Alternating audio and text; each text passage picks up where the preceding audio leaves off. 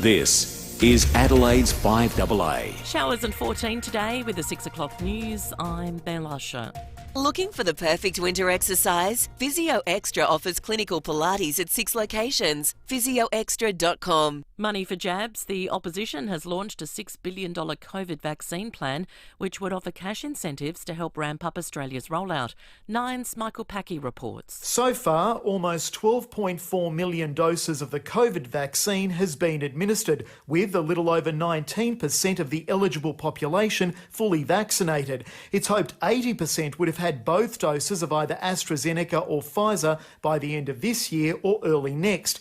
Labor believes this target can be achieved by December 1st if people are offered $300 once they're fully vaccinated. The government is believed to be looking at alternatives to financial incentives. South Australia has closed its border to anyone arriving from southeast Queensland. It comes as the Greater Brisbane COVID cluster grows. Queensland recorded 13 new cases yesterday. In New South Wales, essential workers aged between 20 and 40 are being urged to get vaccinated as soon as possible. Premier Gladys Berejiklian wants critical workers in Sydney's west and southwest to get their jab this week. The AMA's Dr Danielle McMullen says it's a pathway out of lockdown. We know that the combined measures of lockdowns and restrictions and vaccination is what's going to get us all through this. It's particularly important that people who still have to be out and about in the community for work in those essential roles get vaccinated as quickly as they can. A new survey has revealed the worst hit regions for type 2 diabetes and heart problems. Nine's Meg van Lohausen has the details. Data from the Australian Institute of Health and Welfare shows Tasmania has the highest rate of heart disease in Australia. Victoria's Gippsland, Murrumbidgee and Western New South Wales have some of the highest rates when broken down by region. Northern, Central and Eastern Sydney have been found to have some of the lowest rates of cardiovascular disease and type 2 diabetes in the country. Rates of type 2 diabetes are lowest in the ACT. American comedian Kathy Griffin has revealed she's battling lung cancer. Nine's Michael Genovese reports. The 60-year-old will undergo surgery to remove part of her left lung, announcing the news to fans on her social media, saying, "Yes, I have lung cancer, even though I never smoked." Kathy Griffin is a Grammy and two-time Emmy winner. Since 2014, she lost her brother and sister to cancer. She says she hopes to recover within 1 month.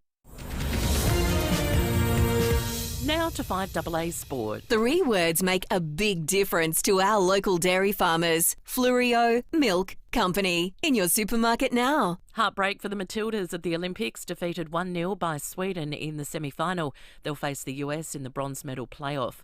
The Opals defeated Puerto Rico by 27 points in women's basketball to advance to the quarterfinals. Australia's oldest Olympic medalist is eyeing off Brisbane 2032 after a sensational return to the podium in Tokyo.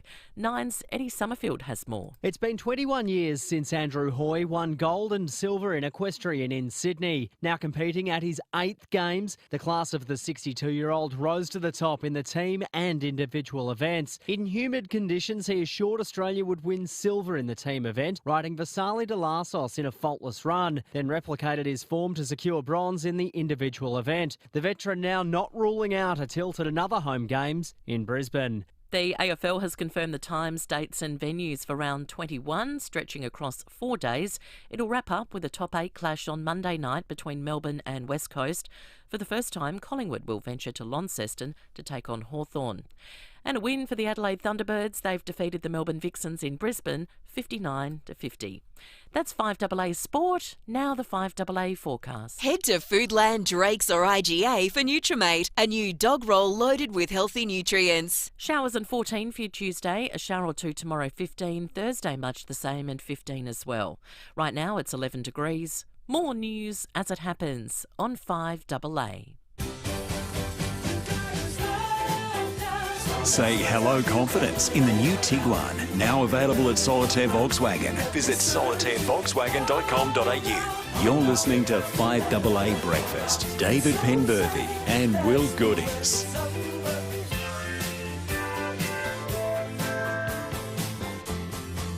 5 after 6, good morning to you. Welcome to Tuesday on FIVEaa Breakfast. We have a massive morning ahead for you.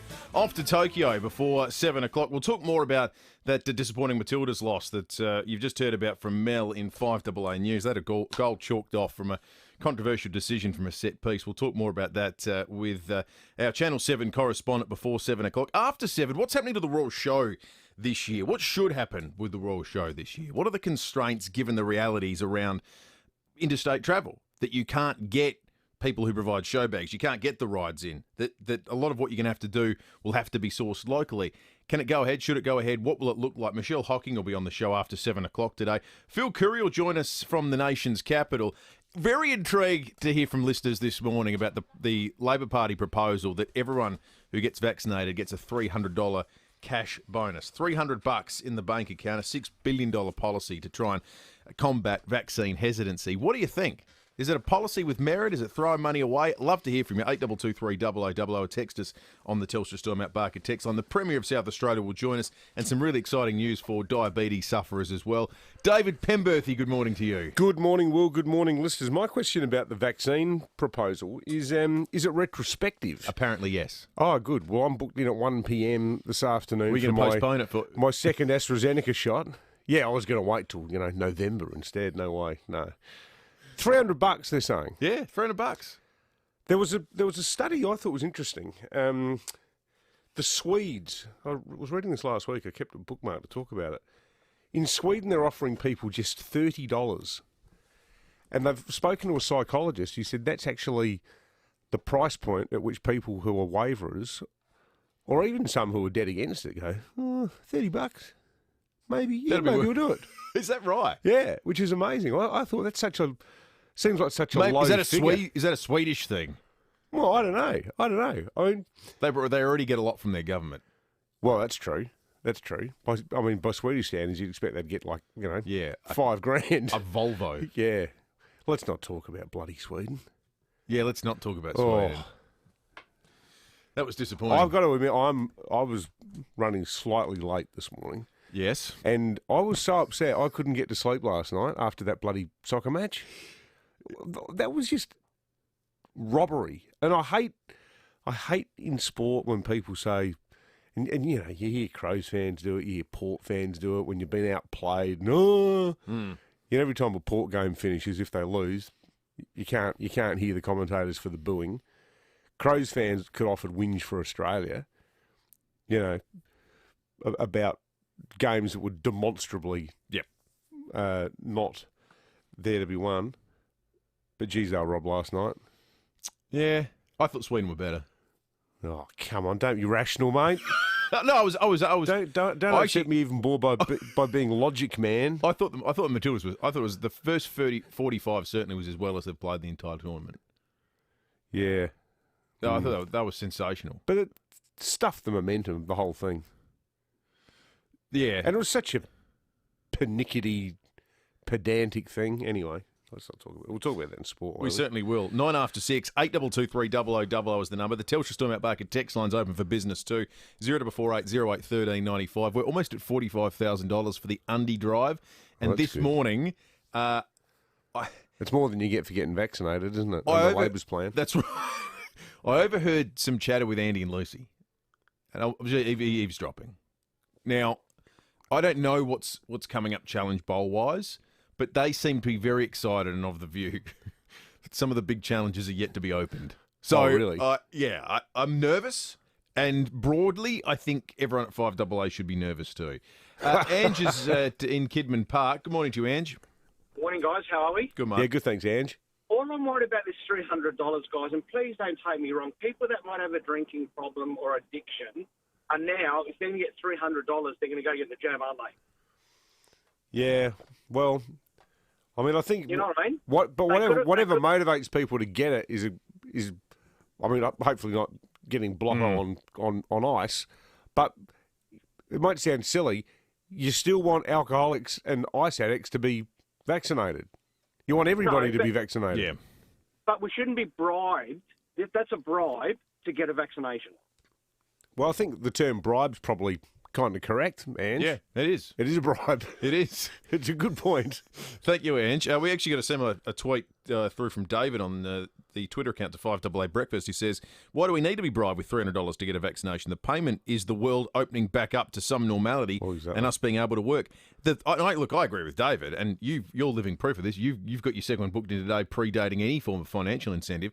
But the problem that I think David and we've struggled sometimes to get our heads around is there are people for whom nothing's changed and they haven't been disadvantaged by COVID, and well, there's no imperative for them to get it. That the idea of the world opening up and business being able to continue hasn't swayed some people. You know what I can't understand for the life of me? Hearing that bloody mad woman up in Queensland yesterday going on about AstraZeneca still. Like, what does she know that the rest of the medical world doesn't? Oh, I've got some audio that we're going to play after 7 o'clock today. I shouldn't have said what I just said about her. Sorry, I'll withdraw. But crikey. The soon-to-be governor of Queensland, seriously. Yeah. At a time now when the Delta strain is actually more serious for young people than it was previously thought last year. Of the, 17-odd cases yesterday, most of them are under the age of 10. So you've got a situation where young people are getting it, and she is still out there on her own saying young people shouldn't take AstraZeneca. Yep. After 7, we'll play this bit of audio that I think was so fascinating, certainly for Australian audiences, where the Sky News journalist went around to at a nursery where you buy plants and just interviewed all these older Brits about the prospect now in Britain. They're saying they're talking about the booster shot. And they're saying the booster shot, it actually might be better if you mix vaccines, and your third one is one from the other brand that you didn't get, because that triggers a greater immune response. That's some of the thinking. To a person, every single one of them, and this is no spoiler, but they're better in their words after 7, says, I'm not changing from AstraZeneca. Yeah, right. I'm happy with it. It's funny, I'm not trying another company. I'm going to stick with what I know works. Yeah. It's extraordinary. We'll play it a little bit later. News headlines are coming up in just a moment. And, of course, we'd love you if you're just knocking around, getting the phone out, prepared for work, going about your day, you're about to go out and tend to the garden, whatever it might well be. Just chuck a couple of dollars in the kitty for the Undie Drive. mycause.com.au/Undie Drive. I want to get well up and truly close to $50,000 in the next 48 hours, I reckon. That $50,000 mark is going to come crashing down shortly. 13 minutes after 6. 5AA's Tech Talk with your host, Adelaide tech guy Richard Pascoe. Thanks to Harvey Norman Computers. The internet, it's worldwide and it's unstoppable. Or it was. You have the power to hit pause and give your family a break. If you've got kids, you probably also have a concern that they're spending too much time online. Trend Micro Device Security Ultimate gives parents the ability to set time limits across all devices, not just computers. It will work on gaming consoles, smart TVs, phones, or any other device that connects to the home network. Plus, Trend Micro will filter and protect your family from the parts of the internet you don't want in your home. Get into Harvey Norman now and ask for Richard's Special, the Trend Ultimate Device Bundle plus a year's subscription for just $129. Check out these great offers at 5AA.com.au. Thanks to Harvey Norman Computers. Palmitoyl ethanolamide. It's a word almost as long as the alphabet, but you don't need to know how to pronounce it, just that it helps minimise the effect of chronic pain. At Green Dispensary, they call it PEA for short, or P. P is a natural fatty acid our body produces to combat pain and inflammation. Sometimes the body doesn't produce enough. At Green Dispensary, you'll find a P supplement that may help you produce more and ease pain. Green Dispensary, 4 locations over Adelaide. G'day, it's Eddie May from NRG Solar. I'm no fortune teller, but if you don't have solar on your roof, I can tell you your next power bill is going to be huge. There's a price for keeping warm all winter, and you're about to pay it. Stop paying huge bills. Get in touch with NRG Solar, and from just $59 a fortnight, you can have a quality NRG solar system on your roof. From just $59 a fortnight, you could wipe out your power bills. Visit nrgsolar.com.au today. How do you make the experience of buying a new Mazda even better? You choose Mawson Lakes Mazda and get your perfect pick. Mawson Lakes Mazda has a huge range in stock right now, so you can get the perfect model and the perfect colour. And will you get a good deal at Mawson Lakes Mazda too? Come in and see their demo deal clearance prices. All the models, all the colours. The only limit is time. Mawson Lakes Mazda, just a short drive from the city. You can trust 9 News is live and local. Weeknights at 5, nightly at 6. 9 News. Baby, what a big surprise. Say hello confidence in the new Tiguan, now available at Solitaire Volkswagen. Visit solitairevolkswagen.com.au. You're listening to 5AA Breakfast. David Penberthy and Will Goodings. 16 minutes after 6, let's get into the news headlines on this Tuesday morning. The federal opposition is proposing a cash incentive to help encourage people to get vaccinated.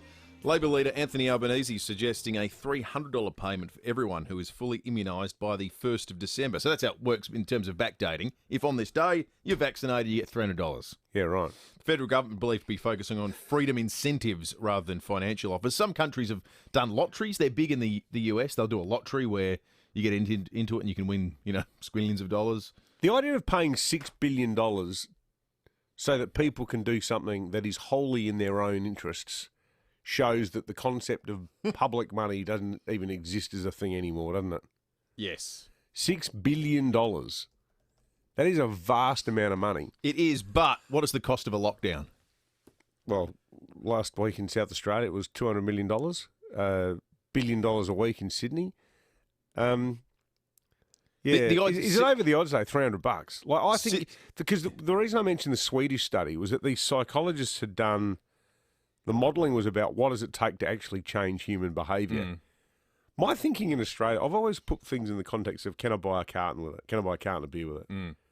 So I reckon $50 would probably get you over the line. No, in Australia. I think it's got to be more in Australia because of our remoteness has made us inured to the threat of COVID. Sweden's much closer to countries that have had real problems. They've got hard true. borders and things.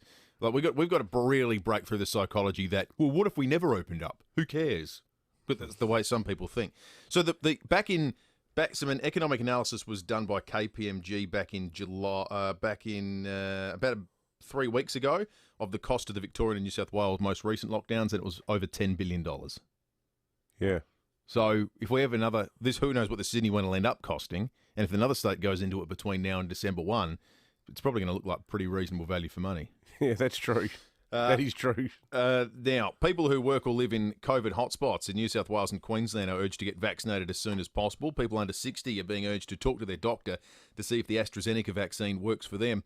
Queensland's Chief Health Officer, Jeanette Young, maintains AstraZeneca should only be given to those over 60, but Australia's Deputy Chief Medical Officer, Professor Michael Kidd, says it can be administered to younger people. What we're seeing is increased transmissibility and also likely increased severity of disease being caused by this Delta variant. And this underscores the importance and the immediate benefits of achieving the highest possible COVID-19 vaccination uptake, especially in areas of outbreaks. Let's talk Olympics. This is a great story. Australia's oldest Olympic medal winner has now won 2 medals on the same night in Tokyo. Andrew Hoy assured Australia a silver medal in the team eventing equestrian, and now in the individual eventing jumping final, he's won bronze riding Vasily Delassis. I'm not sure if I got the pronunciation right. I watched a bit of it last night. I don't think the horse will be offendable. The horse is sensational. Its record going in was it had knocked off 1 bar in all jumping competitions ever. It was ludicrous. Really? It's like the Don Bradman of jumping horses. Yeah, right. And it didn't look like it in the team component that I was watching. It didn't look like getting close when a lot of others did. It's been 29 years since he won his first gold medal. That was Barcelona in 1992. He's got 3 golds, 2 silvers and a bronze. This is his 8th Olympics. And he's declared that Brisbane 2032 is in his sights. Seriously? So that'd be his 11th Olympics. How much fun must that bloke has been talking about being kissed on the backside by a rainbow? What an excellent life. Is it too late for us to make our tilt? What, horse riding? Or anything. What sport could we do? I'm 52. I'm probably past nothing. Yeah. I could see you doing something. What about yachting? Yachting? Yeah. Like the little laser class? I think it's something a bit bigger. Yeah, okay. I'd like something with the kitchen on board. Yeah, that'd be better. Yeah. Something more like that Kerry Packer boat. What's it called? The Arctic P. Like below deck. Competitive luxury yachting. My new favourite TV show. That's right. Competitive luxury yachting. What a great idea. Wouldn't that be good? And we cross back now to Split, Croatia. Penberthy. Walking around totally covered in baby oil, just necking from a bottle of Bollinger. With two South African girls who've just signed on as the new bosun working behind me. Penberthy not happy with the lobster.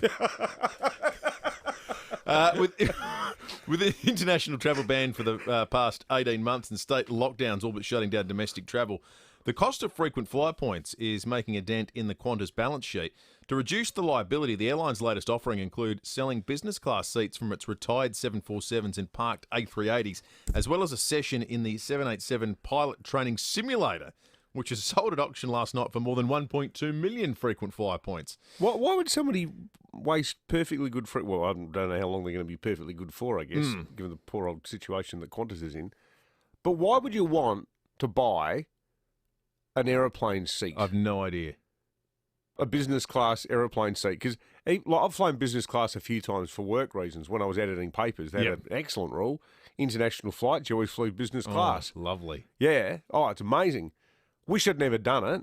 Because, flying privately, can't afford to pay business class. Yep. When Dad and I went to New Orleans, it was the first time I'd flown since I'd gone on a work trip. And I was like, oh, my God, economy. You so easily forget what life is like. But even so, 3 hours in a business class flight, you're still on a plane.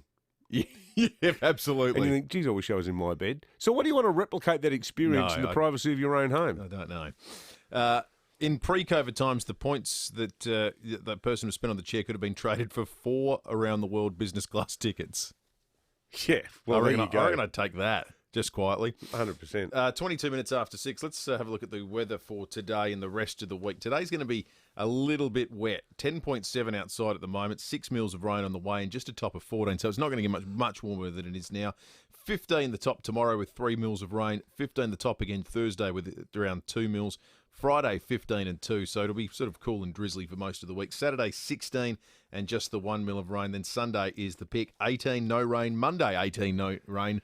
Suggests that next week might be pretty reasonable. Good stuff. Getting some cracking texts on the Chelsea Store Mount Barker text line. Tessa in Paraka. G'day, Tessa. She says, maybe we should ditch the $300 and offer an organic avocado, some activated charcoal and a bag of kale to the anti-vax community.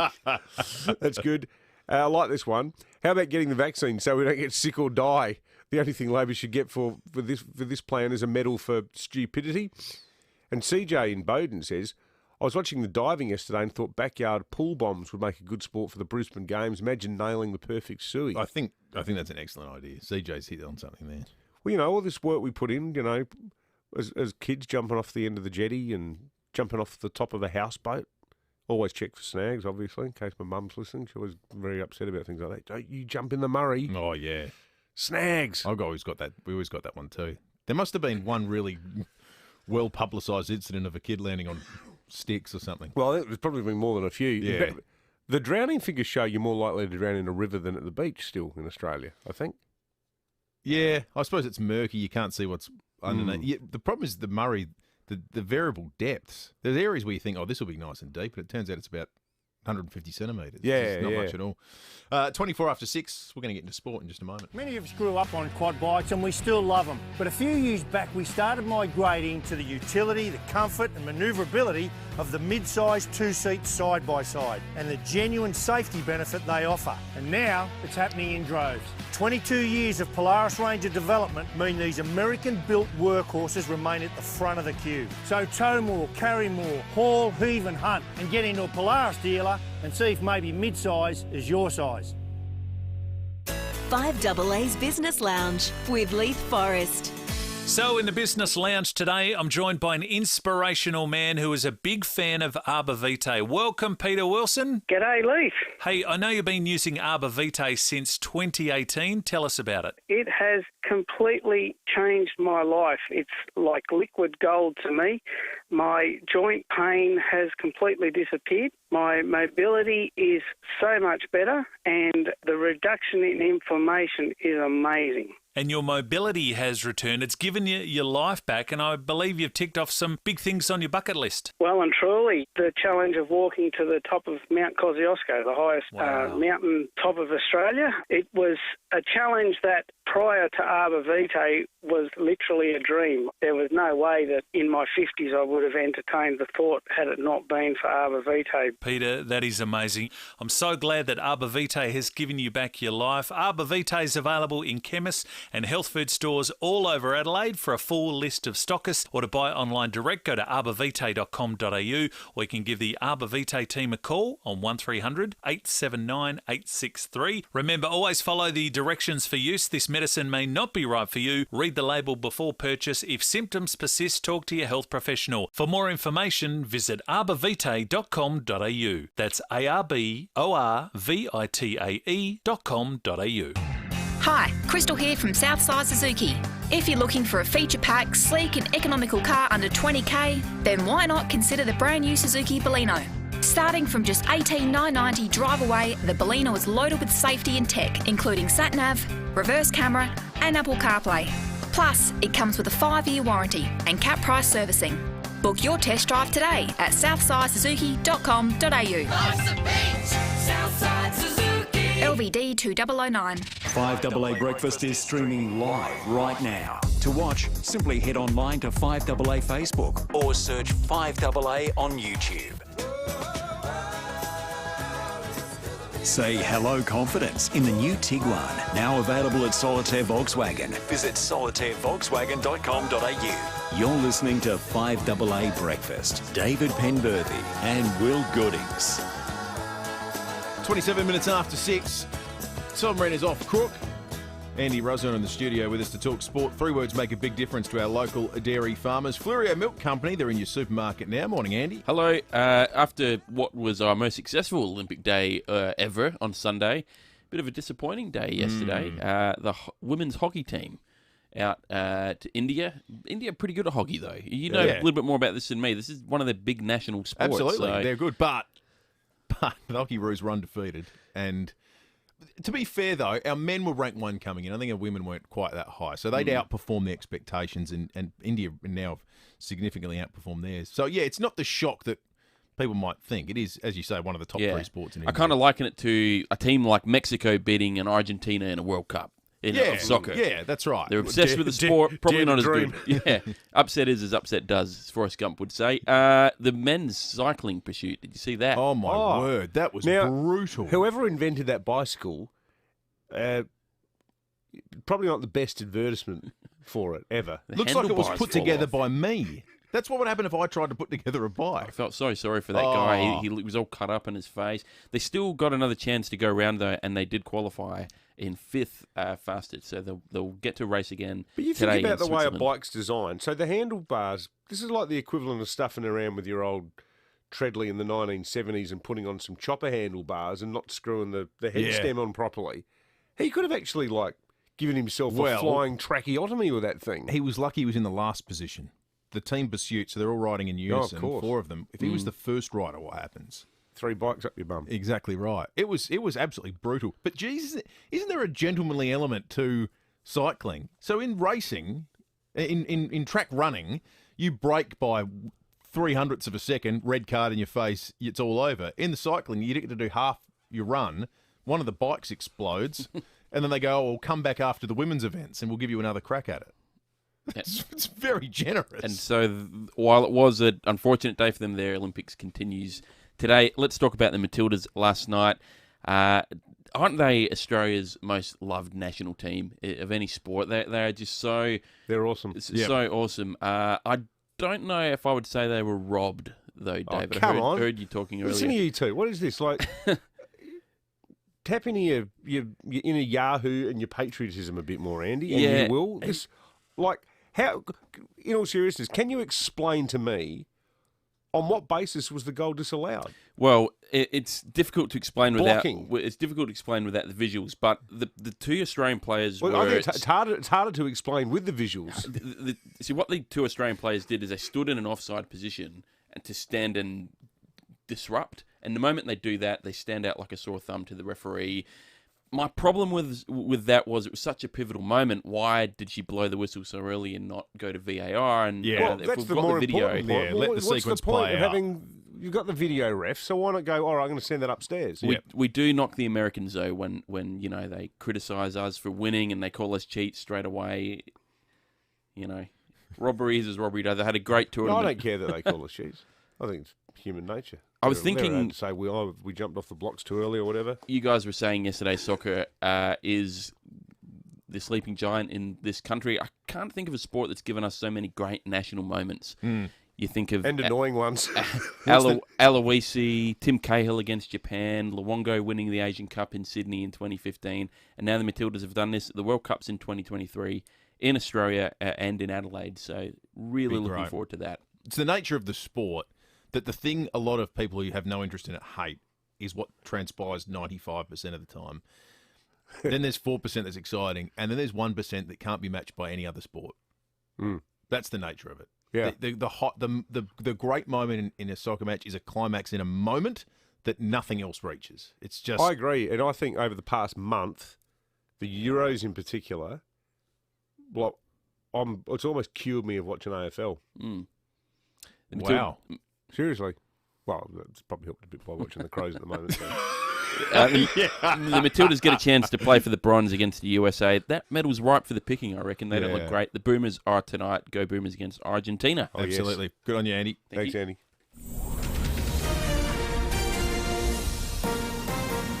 This is Adelaide's 5AA. Showers and 14 today with the 6:30 news. I'm Mel Usher. Trust Physio Extra. Norwood, Fury Street, Marion, Hallicove, Seaford and Victor Harbour. PhysioExtra.com. Rolling up our sleeves to get a COVID vaccine could be worth $300. Federal Labor is calling for the payment for everyone who's fully immunised by December 1 to help Australia meet its vaccine targets. Opposition leader Anthony Albanese is told today the multi-billion-dollar cost would save money by helping prevent further expensive lockdowns. We just need to use every tool at our disposal, and at a time where the economy is being predicted to actually go backwards in the September quarter as a result of these lockdowns, it would provide as well that much-needed economic stimulus. The US has reached President Joe Biden's goal of getting at least one COVID shot in the arm of 70% of American adults. The milestone is a month behind schedule. Residents across southeast Queensland are settling in for an extended lockdown with the COVID outbreak there continuing to grow. Nine's Laura Anderson is in Brisbane. Authorities are bracing for more cases today after 13 were detected in the community yesterday. All are linked to the Delta outbreak, first detected in a student from Indooroopilly State School on Friday. It brings the cluster to 31 cases. The missing link between the outbreak and two returned travellers from overseas remains a mystery. Authorities are pleading with Queenslanders to get tested, even if they have the mildest of symptoms. As it stands, the lockdown is due to end at 4 on Sunday afternoon. Thousands of grain harvesting jobs are now on offer in regional SA. FIVEaa is taking applications for seasonal workers to get Australian grain to market. Human Resources Manager Alison Gilby says anyone can apply with no prior experience needed. All ages, all backgrounds, no experience is required. We provide full on-the-job training. We're offering good hourly pays, above award rates. If you like working outside, working in a team, we'd love to have you on board. Adelaide's AusAsia Festival is back in 2021 after being cancelled last year due to the pandemic. This year's program kicks off on October 21 and features more than 300 artists.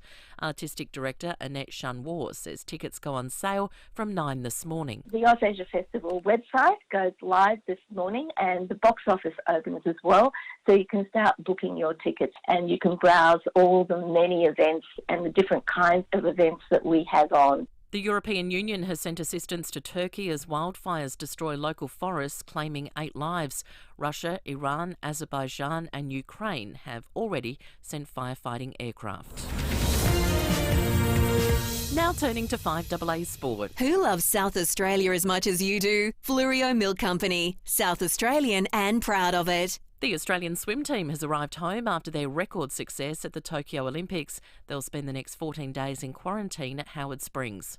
Well, mixed results for Aussie teams overnight at the Games. Nine's Eddie Summerfield has more. It was heartbreak for the Matildas after a first-half strike by Sam Kerr was disallowed. Sweden quick to regroup in the second half, scoring early in a 1-0 semi-final win. Australia to now meet Team USA in the bronze medal match. Our women's basketball team scored 51 points to 25 in an incredible second half against Puerto Rico. The Opals needed to win by 25 points to reach the quarterfinals. They won by 27. They'll now meet either the US or Spain. Aussie Andrew Hoy has picked up 2 equestrian medals at his 8th Olympics. His first Games was Los Angeles in 1984. American Simone Biles will compete in the Olympics in the balance beam final. The 24-year-old has pulled out of 4 events over the past week after suffering from the twisties, a crippling mental block. The AFL has updated the round 21 fixture. Saturday night showdown 50 at Adelaide Oval is locked in. The Lions and Gold Coast Suns are set to remain interstate for the rest of the season due to Queensland's COVID outbreak. Brisbane will be in Perth this weekend to take on Fremantle, while the Suns play Carlton in Melbourne. That's sport. Now the 5AA forecast. Head to Foodland, Drake's or IGA for Nutrimate, a new dog roll loaded with healthy nutrients. Showers with a top of just 14 today, a shower or 2 tomorrow 15, Thursday much the same 15 as well. Right now it's 11 degrees. More news as it happens on 5AA. Say hello confidence in the new Tiguan, now available at Solitaire Volkswagen. Visit solitairevolkswagen.com.au. You're listening to 5AA Breakfast. David Penberthy and Will Goodings. 24 minutes to 7 after 7 this morning. We'll talk about the Royal Show. Michelle Hocking is going to join us.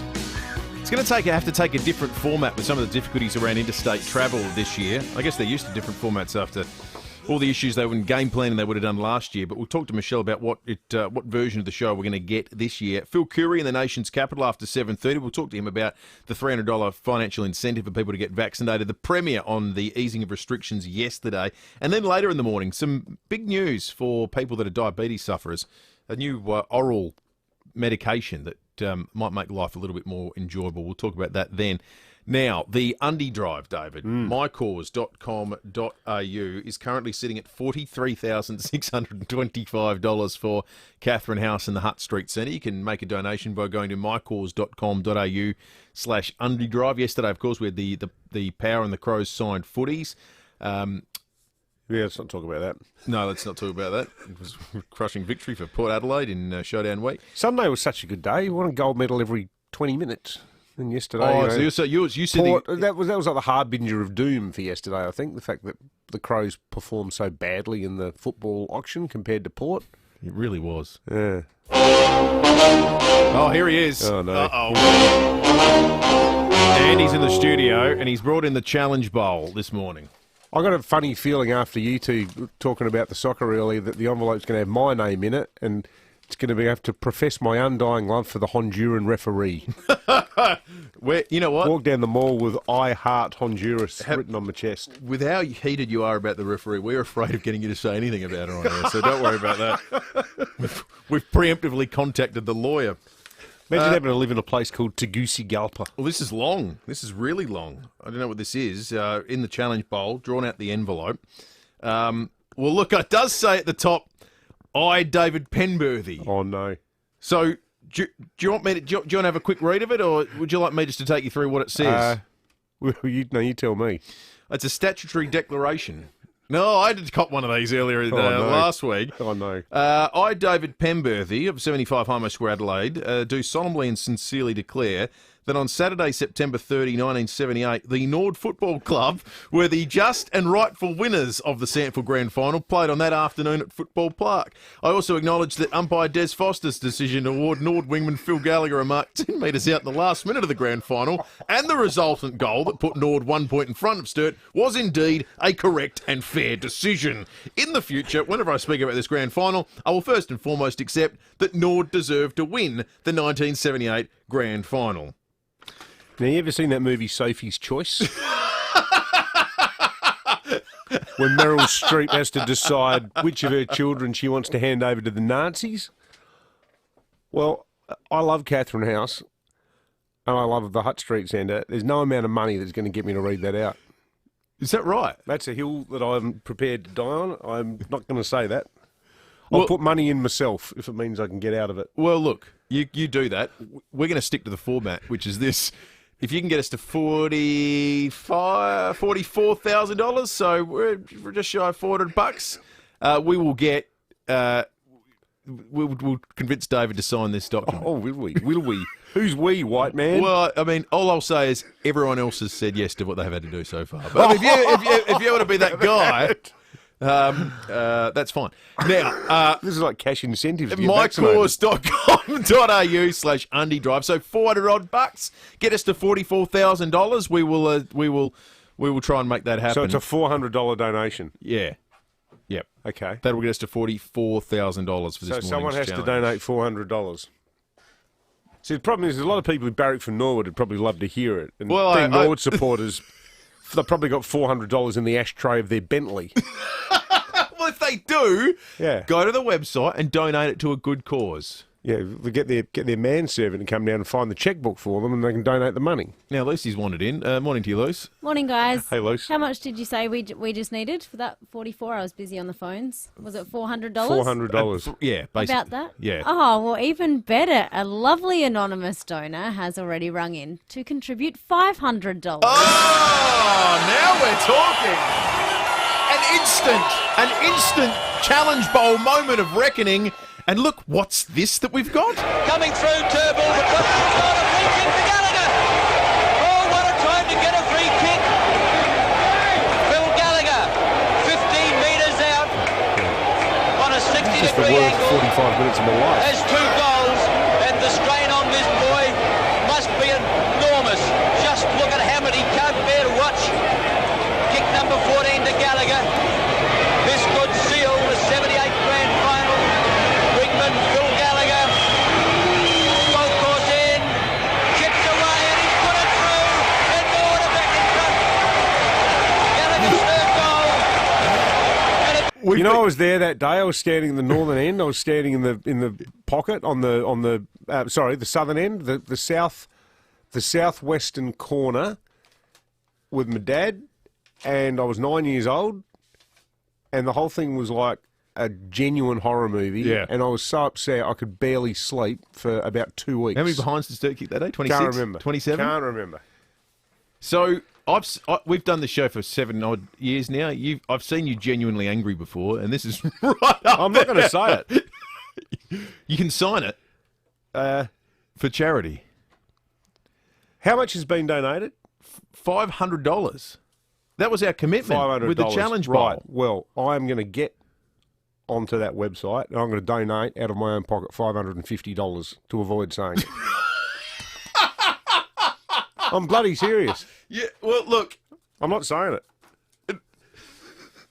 I mean, the aim of the game is we're trying to raise money for charity. So I'll do it now. Okay. You take a photo, and we want the receipt, and we want Andy and Lucy to verify it on the back end.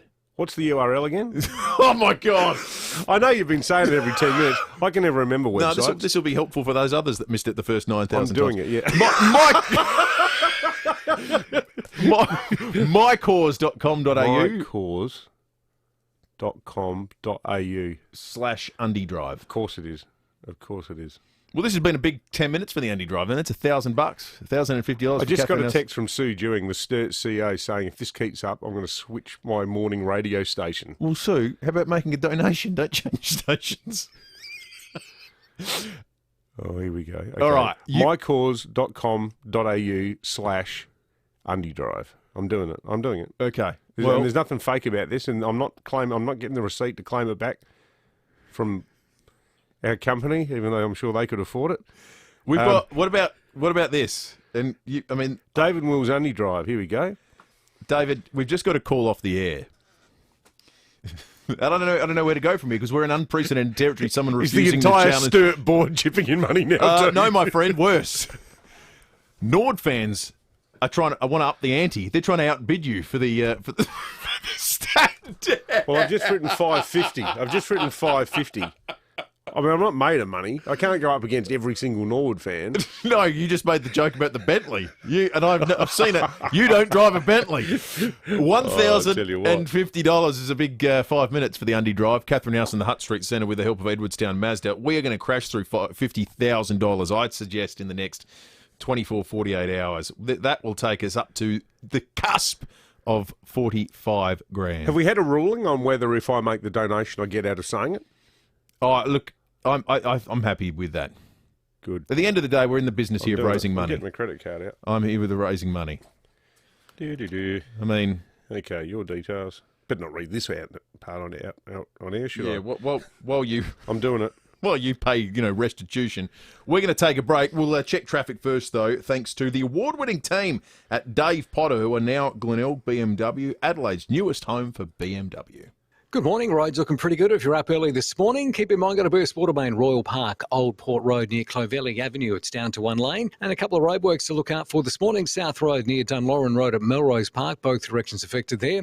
And Anzac Highway near Salisbury Terrace, Camden Park, both directions down to 40 k's. Cameras on the drive in this morning, Grange Road, Henley Beach, Hamblin Road, Elizabeth Downs, and Military Road at Taparoo. Amart Furniture stores are now open. Come in store and spend $1,999 to receive $250 off your order. Limited time only. Shop with Amart today. Adelaide's most accurate traffic on 5AA. 5AA's Tech Talk with your host, Adelaide Tech Guy Richard Pascoe. Thanks to Harvey Norman Computers. This is staggering. Last year there was 2.9 billion targeted attacks on home networks as we share more of our life online through social media, online banking and shopping, emails and browsing.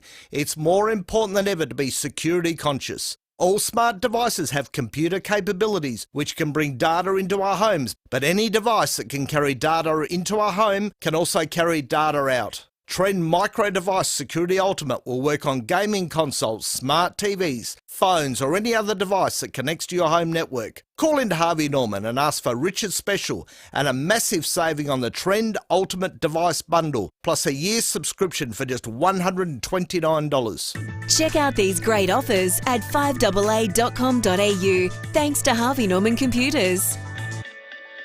So you've got a will. That's good. But do you know where it is? Or when it was updated last? Have your circumstances changed? An old or poorly thought out will can leave problems for your family and those you love, and it can be expensive to sort out. Don't let that be your legacy. From the simplest to the most complex wills and estate plans, you can trust Donlan Lawyers to help carry out your wishes. Wills and estate planning? Visit donlanlawyers.com.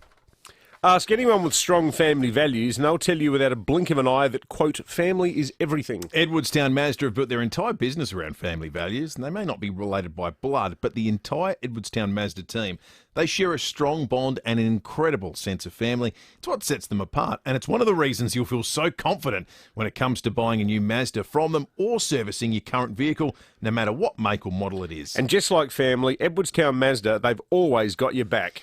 When it comes to Mazda, it's got to be Edwardstown Mazda, 862 South Road. Visit edwardstownmazda.com.au. At Coles, we're doing everything we can to help you shop safe. That means extra cleaning in-store and contactless click and collect to your car. Please remember to check in via the QR code when you shop in-store. It's all to help you shop safe at Coles. You can trust 9 News is live and local. Weeknights at 5, nightly at 6. 9 News. Say hello confidence in the new Tiguan, now available at Solitaire Volkswagen. Visit solitairevolkswagen.com.au. You're listening to 5AA Breakfast. David Penberthy and Will Goodings. 11 to 7, we are off to Tokyo very shortly, but first let's check in with SAPOL. Senior Constable Jen Cullinan's on the line. Morning to you, Jen. Morning. Now, there was a unit fire yesterday. What happened? There was, and that was just about 20 past 2 yesterday afternoon. Emergency services were called to a block of units on Capper Street at Kent Town after reports of a fire. So MFS extinguished the fire in one of the units, which has caused substantial amount of damage. Thankfully, nobody was at home and nobody's been injured, but police believe that the fire was deliberately lit and are investigating it. So we ask if anybody had any information with regards to that fire to call Crime Stoppers on 1800 333 000.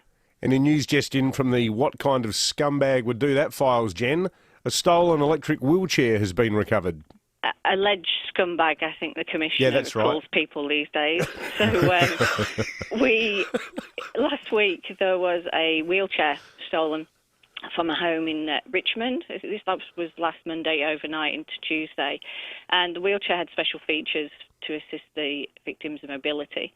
So on Friday we released some CCTV footage of the suspects believed in the theft, and on Saturday morning, luckily, the wheelchair was found outside a house in Cowandilla. So yesterday, a 25-year-old woman from Camden Park handed herself into the Hindley Street Police Station, and she's been charged with theft, unlawfully on premises and property damage. So she's been bailed to go to the Adelaide Magistrates Court to answer her actions on the 1st of October. Yeah, well, I've got to say, the fact that she handed herself in, that goes a tiny way towards restoring some of my faith in humanity, because it suggests that she had a bit of a moment of reckoning and thought, oh, crikey, how did I get involved in this? But, it doesn't excuse it. Also, when you have your face plastered over social media, that probably doesn't help.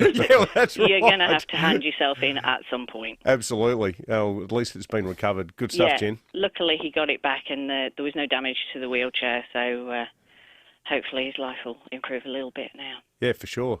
Good on you, stuff. Jen. Thanks, Jen. Senior Constable Jen Cullen from SAPOL. Let's talk weather. Tom Bowick is Senior Forecaster at the Weather Bureau. Morning to you, Tom. G'day, Dave and Will. It looks, like each day this week is sort of a carbon copy of the next one. Yeah, sort of. I guess it's sort of a wintry sort of week coming up.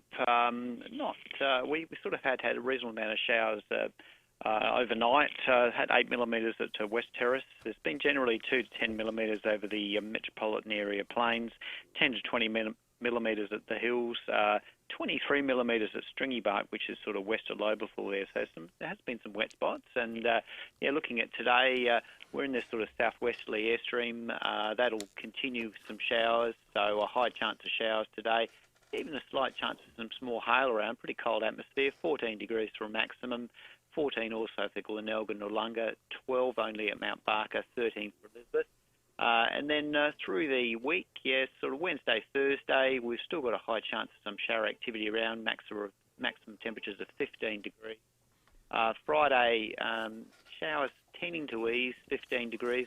Good news if you're after a dry weekend is maybe just a possible shower around for Saturday and 16, up to pretty well dry for Sunday, and temperatures 18 degrees, so getting milder there, and similar conditions expected on Monday, guys. Good on you, Tom. Thank you for that. Senior Forecaster Tom Bowick at the Weather Bureau. 8 to 7. We're off to Tokyo right after this. Hi, Crystal here from Southside Suzuki. If you're looking for a feature-packed, sleek and economical car under 20k, then why not consider the brand new Suzuki Baleno. Starting from just $18,990 drive away, the Baleno is loaded with safety and tech, including sat-nav, reverse camera and Apple CarPlay. Plus, it comes with a 5-year warranty and cap price servicing. Book your test drive today at southsidesuzuki.com.au. LVD 2009. Hi, I'm Lachlan Harvey from Goldsborough Financial Services. A lot of people think that having a financial advisor is about managing money. It can be, but it's so much more than that. It's about having a trusted professional on your team to identify opportunities and help with critical decision making. So much has changed. There's never been a more important time to get financial advice than right now. At Goldsborough, we make that first meeting as easy as possible, whether it's over the phone, via video or in person. Check out goldsborough.com.au for more details. AFSL number 225330. Adelaide property values are at an all-time high. They grew by 5.9% in 2020 with really strong buyer demand. In some areas, demand is greater than supply. Vendors are regularly getting multiple offers for homes with sold prices well above expectations. And we know that our friends at Toop and Toop work across all suburbs, and we can tell you that right now they're working in Maylands with 4,247 buyers, in Unley with 4,788, and in Mile End with 4,331, and they're all searching for their perfect property in these specific locations. If you're thinking of selling and would like to know how many buyers Toop and Toop are working with in your suburb, visit toop.com.au. Shopping online is easy with Coles. And with click and collect orders, we'll bring your groceries straight to your car at over 400 stores. Find out more at coles.com.au/shop. It's that easy. Coles. Value the Australian way. 5AA Breakfast is streaming live right now. To watch, simply head online to 5AA Facebook or search 5AA on YouTube. You're a rich girl, and you're gonna Say hello confidence in the new Tiguan, now available at Solitaire Volkswagen. Visit solitairevolkswagen.com.au. You're listening to 5AA Breakfast. David Penberthy and Will Goodings. 5 to 7, talking Royal Show after 7 o'clock this morning. Michelle Hocking will join us. Phil Curry in the nation's capital. Audience somewhat split on the Labor Party proposal that came through late last night that from December 1, if you get a vaccine, you have a $300 check. That's if you're vaccinated by December 1, bang, $300 into your bank account. Financial incentive to get some of the waivers over the line. Interested in what people think. Let us know your thoughts. 8223 0000 or text us on the Telstra Store Mount Barker text line 0480 08 1395. We're going to talk Olympics. Rob Scott is in Tokyo covering it all for 7 and 7 Plus. Rob, it wasn't quite the gold rush we became accustomed to very quickly the day before, but it was a big day of sport and some big disappointments nonetheless. Good morning to you. Good morning. Yeah, that's right. After the gold rush from our Aussie swim stars, you sort of come down a bit, don't you, when they leave and the medals sort of start drying up. I mean, one of our biggest hopes was the Matildas. Heartbreaker yesterday, going down 1-0 to Sweden. So they're now up against the USA later today. That was a real heartbreaker. That team did so well up until that point. Sam Kerr's girls really doing Australia proud. But we look forward. Today we've got on the track and field, we've got long jumper Brooke Stratton. She's into the final. She's chasing a medal. She's been here before. She finished 7th in Rio. So she's used to jumping on the big stage, hoping to do a little bit better this time round and hopefully finish on the podium. Also, keep a lookout for Curtis Marshall. He's our pole vaulter. He's jumping in the final today, hoping for a podium finish. He was caught up last week, you might remember, with that COVID scare coming into contact with the pole vaulter from the USA, and he had to be whisked away to isolation. Also, tonight, the Boomers, that'll be a cracking game. They're in excellent form, hoping to beat Argentina tonight in the semi-finals. Paddy Mills, Ben, they're in excellent form as well. They're undefeated so far. Our Kookaburras, the men's hockey team, they have not been beaten these games. So they play Germany tonight for a place in the final and a chance at gold. That promises to be an awesome game. And talking about our swim stars, most of them touched down in Darwin about 2 hours ago on a charter flight. There's about 151 odd athletes on that charter flight. They were whisked away to Howard Springs, where they're going to have 2 weeks of quarantine. But I guess that's the price of doing so well at these games. Hey, Rob, what was the go with was it the rowers? A few of the rowers got involved in what sounded like a pretty wild party after their part of the competition finished. It sounded like a bit of an all-in sort of United Nations of rat bags on the Terps. This has come up a couple of times over the last few days at the press conferences, and our Olympic committee basically said that our athletes weren't involved, but so they're obviously looking into that a bit more. But police were called. I mean, obviously there's a lot of athletes who have finished their games now looking to unwind, but the COVID protocols, especially in the athletes' village, are very strict. I mean, you have to stay in your room unless you're going to a venue or you're going to get food. You just can't be mixing with other people. And when you throw alcohol in the mix, big no-no here. Hopefully our Aussie stars are not involved in that. Doesn't sound like it, though. Mm-hmm. Rob, good on you, mate. Thank you for that. Thanks, Rob. Rob Scott for Channel 7 and 7 Plus covering the Olympics in Tokyo. Lots to watch for today and over the course of the next couple of days as well. These late nights are going to kill me, I'll tell you that much. I've got the receipt. The money went through. $550. It's all about raising money, Will. So I feel like I've done my bit. What do you think? Well, you might say it's over, David, but it's not up to you. As you know, we answer to a higher power, and that power is called Andy and Lucy.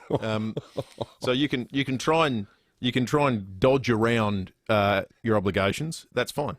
And if you're going to raise money for charity in the process, excellent. Doesn't mean you're out of the woods yet, because I'm just being told you're not. 8223 0000. I don't know. Listen, I'm just the conduit. This could be the closest we've ever got to me just walking off the program. I thought it was when I suggested I just start actively applying for other jobs on air if this keeps up for another 2 hours. Hey, I just work here. 8223 0000 is the number. I'm the guy that reads out the website. mycause.com.au. /Hunty Drive. What is that URL again? Yeah, that's right. You know what? Bookmark it, my friend, because I it have. sounds to me like you'll be making more donations. Yeah, I had one shot in the locker. Yeah, exactly right. You've stuffed that royally, I suspect. Keep the calls coming in, 8223 or text us on the Telstra Storm Mount Barker text on this split. Speaking of people being split on things like Federal Labor Party policy, they're split on the David Penberthy question at the moment too. Kim on the live stream says, my dad and his mate Frank would be so proud of you, David. They're both massive Sturt fans. But then Kim. you get people like the Executive Director of the Property Council who just says sweet music to my ears, having heard the Phil Gallagher grab plate a little bit earlier. It is 5AA News Time. Back with more in a moment. Online, on DAB Digital Radio, and on 1395 AM. Talking Adelaide.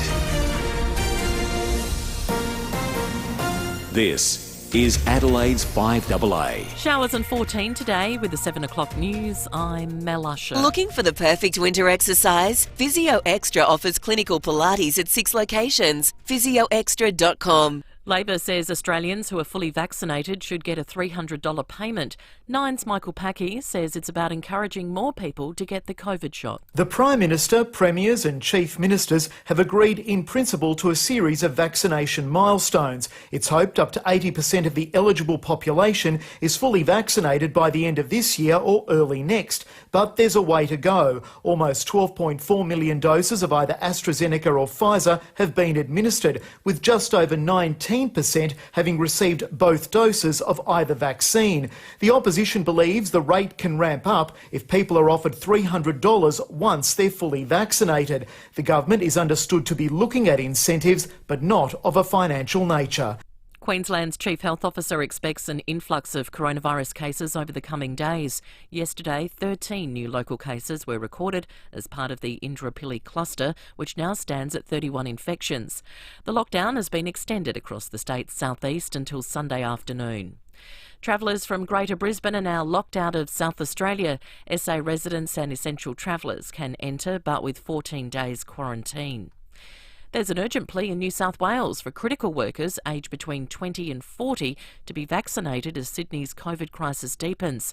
Nine's Clinton Maynard has more. The spread of the Delta strain in Sydney's southwest and west is being fuelled by younger people. Chief Health Officer Dr Kerry Chant says they're aged between 20 and 40 and what she calls highly mobile, people who work in essential industries such as freight and food processing, industries that are needed to keep Sydney functioning. For that reason, they'll be targeted with a vaccination program. Premier Gladys Berejiklian has nominated a target rate of 50% for adults to be vaccinated by the end of August, along with lower case numbers, so she can consider reducing restrictions. Police are hunting an arsonist after a unit fire at Kent Town yesterday. Senior Constable Jen Cullinan says it broke out on the first floor of the unit block on Capper Street. MFS extinguished the fire in one of the units, which has caused substantial amounts of damage. Thankfully, nobody was at home and nobody's been injured, but police believe that the fire was deliberately lit and are investigating it. Qantas wants to reduce the number of unused frequent flyer points. Nine's Brian Wilson has the story. With international travel banned for the past 18 months and state lockdowns all but shutting down holiday options, the cost of frequent flyer points is making a dent in the Qantas balance sheet. To reduce the liability, the airline's latest offerings include selling business class seats from its retired 747s and parked A380s, as well as a session in the 787 pilot training simulator, which was sold at auction last night for more than 1.2 million frequent flyer points. In pre-COVID times, the points could have been traded for 4 round-the-world business class tickets. 447, runway 25, please take off. Now turning to 5AA Sport. 3 words make a big difference to our local dairy farmers. Flurio Milk Company. In your supermarket now. There have been more Aussie medals at the Games.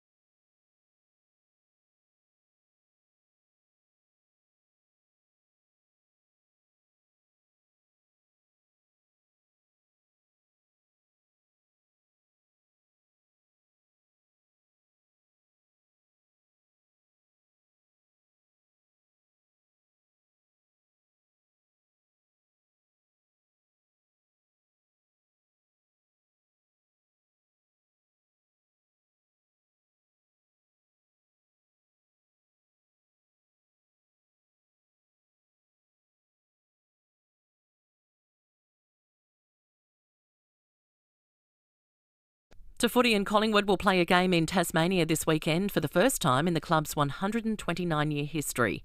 And in netball, the Thunderbirds have beaten the Vixens in Brisbane. That's sport. Now checking 5AA traffic. Glenelg BMW, Adelaide's newest home for BMW, is opening soon. Visit glenelgbmw.com.au. If you're about to jump in the car and head on the roads today, pretty good run. Just look out for a burst waterway this morning at Royal Park, Old Port Road near Clovelly Avenue down to one lane. Outside of that, looking really nice for the running this morning. Keep in mind, do have some roadworks. South Road near Dunloran Road, Melrose Park, both directions, and Anzac Highway. It's near Salisbury Terrace, Camden Park, both directions down to 40 k's. Look out for cameras on the drive-in, Cudmore Terrace, Henley Beach, and Frederick Road at West Lakes. Love your lunch with a Porto. Chicken salad, Bondi burger meal deal, or chicken wrapper meal deal, just $9.95 each. Only at a Porto. Available before 4 p.m in-store or takeaway only. Adelaide's most accurate traffic on 5AA. Now the 5AA forecast. Head to Foodland, Drake's or IGA for Nutrimate, a new dog roll loaded with healthy nutrients. 14 and showers today, a shower or two tomorrow 15, and much the same again on Thursday. Right now it's 11 degrees. More news as it happens on 5AA. Say hello confidence in the new Tiguan, now available at Solitaire Volkswagen. Visit solitairevolkswagen.com.au. You're listening to 5AA Breakfast. David Penberthy and Will Goodings. 6 after 7, Michelle Hocking from the Royal Show shortly. Phil Curry in the nation's capital. We'll talk cash incentives to get vaccinated, a Labor policy that was revealed late yesterday. That's ahead this hour, along with a check-in with the weather. Chelsea Carey from 9 News, John Blake. Then later in the morning, the Premier of South Australia, and also some exciting news for diabetes sufferers. That's ahead. Also, an update on the Undy Drive. $44,675 is where we're at 7:00, almost 7 on this Tuesday morning. We've got 3 full days to run. We're going to smash past $50,000, or at the very least, that's our hope. And we've been doing this. We are the way I'm going this morning. We've been doing this little thing. Well, yeah, we're going to get to you, Mr. Penberthy. Do not play the audio again. We've been getting. You've already played it once. We got more audio. We got more audio of how was it described by our texter? Super Sook David Penberthy from Nordfan Adrian. We have this thing called the Challenge Bowl that comes out. Everyone's got a challenge, and if the AA participant completes the challenge, we challenge you to raise a certain amount of money. We wanted to get to $44,000 this morning, and we got an instant $500 donation to get us there for David to sign a stat deck acknowledging that Nord are the rightful winners of the 1978 grand final, and the free kick paid to Phil Gallagher was entirely legitimate and there, and forevermore he would accept that Sturt were not robbed. Here's David's reaction. Now, you ever seen that movie Sophie's Choice? When Meryl Streep has to decide which of her children she wants to hand over to the Nazis? Well, I love Catherine House, and I love the Hutt Street Centre. There's no amount of money that's going to get me to read that out. Is that right? That's a hill that I'm prepared to die on. I'm not going to say that. I'll put money in myself if it means I can get out of it. We've done the show for 7 odd years now. I've seen you genuinely angry before, and this is right up I'm not going to say it. You can sign it for charity. How much has been donated? $500. That was our commitment $500 with the Challenge Bowl. Right. Well, I'm going to get onto that website, and I'm going to donate out of my own pocket $550 to avoid saying it. So in the process, David Penberthy becomes the first person to refuse the Challenge Bowl. And look, there's been some huddling. The powers that be have come together. Were there contingencies? I don't know. Andy and Lucy are the brains behind the Challenge Bowl, and indeed this masterful effort in raising nearly $45,000 for Catherine House and the Hutt Street Centre as part of the Undy Drive. And they said they needed to go to a higher power. We've got Phil Gallagher on the line, joining us now on 5AA Breakfast. Phil, good morning to you. Good morning. How are you? We're going well. Phil, how are you, mate? Yeah, not too bad. I've had a bit of a cold, but apart from that, pretty good. Oh, well, then you're good to hear fighting fit. Your ears burning earlier this morning. We played fairly iconic moment in your career a short time ago. Yeah, and I know that David's very fond of that particular memory. He was using another F word, and I can tell you it wasn't fond. It's a 4-letter word. Yeah, exactly right. Hey, Phil, do you ever get sick of talking about this, though? Oh, no, look, it's a bit of humour, and I think what you're trying to do this morning is raise some significant money for two worthwhile causes. So I think that's a great idea. No, I don't mind talking about it. a bit of history in South Australia. Certainly is. We wanted to consult you, Phil, Exactly. because we thought we should. I mean, when it comes to making a determination about whether David can chicken out of his challenge or not, we thought we should go to the man himself. How do you think about this? What do you think about this, Phil? What if there's an out cause? What if it gets to $50,000 by 9 o'clock this morning? David doesn't have to sign the stat deck, and the Cold War between Nord and Sturt can continue over this. Look, I think that'd be a good compromise, and on that basis, I'm willing to tip it $250. Oh, Phil. Phil. Thank you, mate. That's fantastic. That is extremely kind of you, Phil. And just for the I record, even struggled saying that. Just for the record, David's not going to interject here at all. It was a clear mark / free kick. Look, it was either or. Yeah, that's exactly right. If it's half of one and half of the other, it adds up to one, doesn't it? So, exactly right. Goal, anyway, put it that way.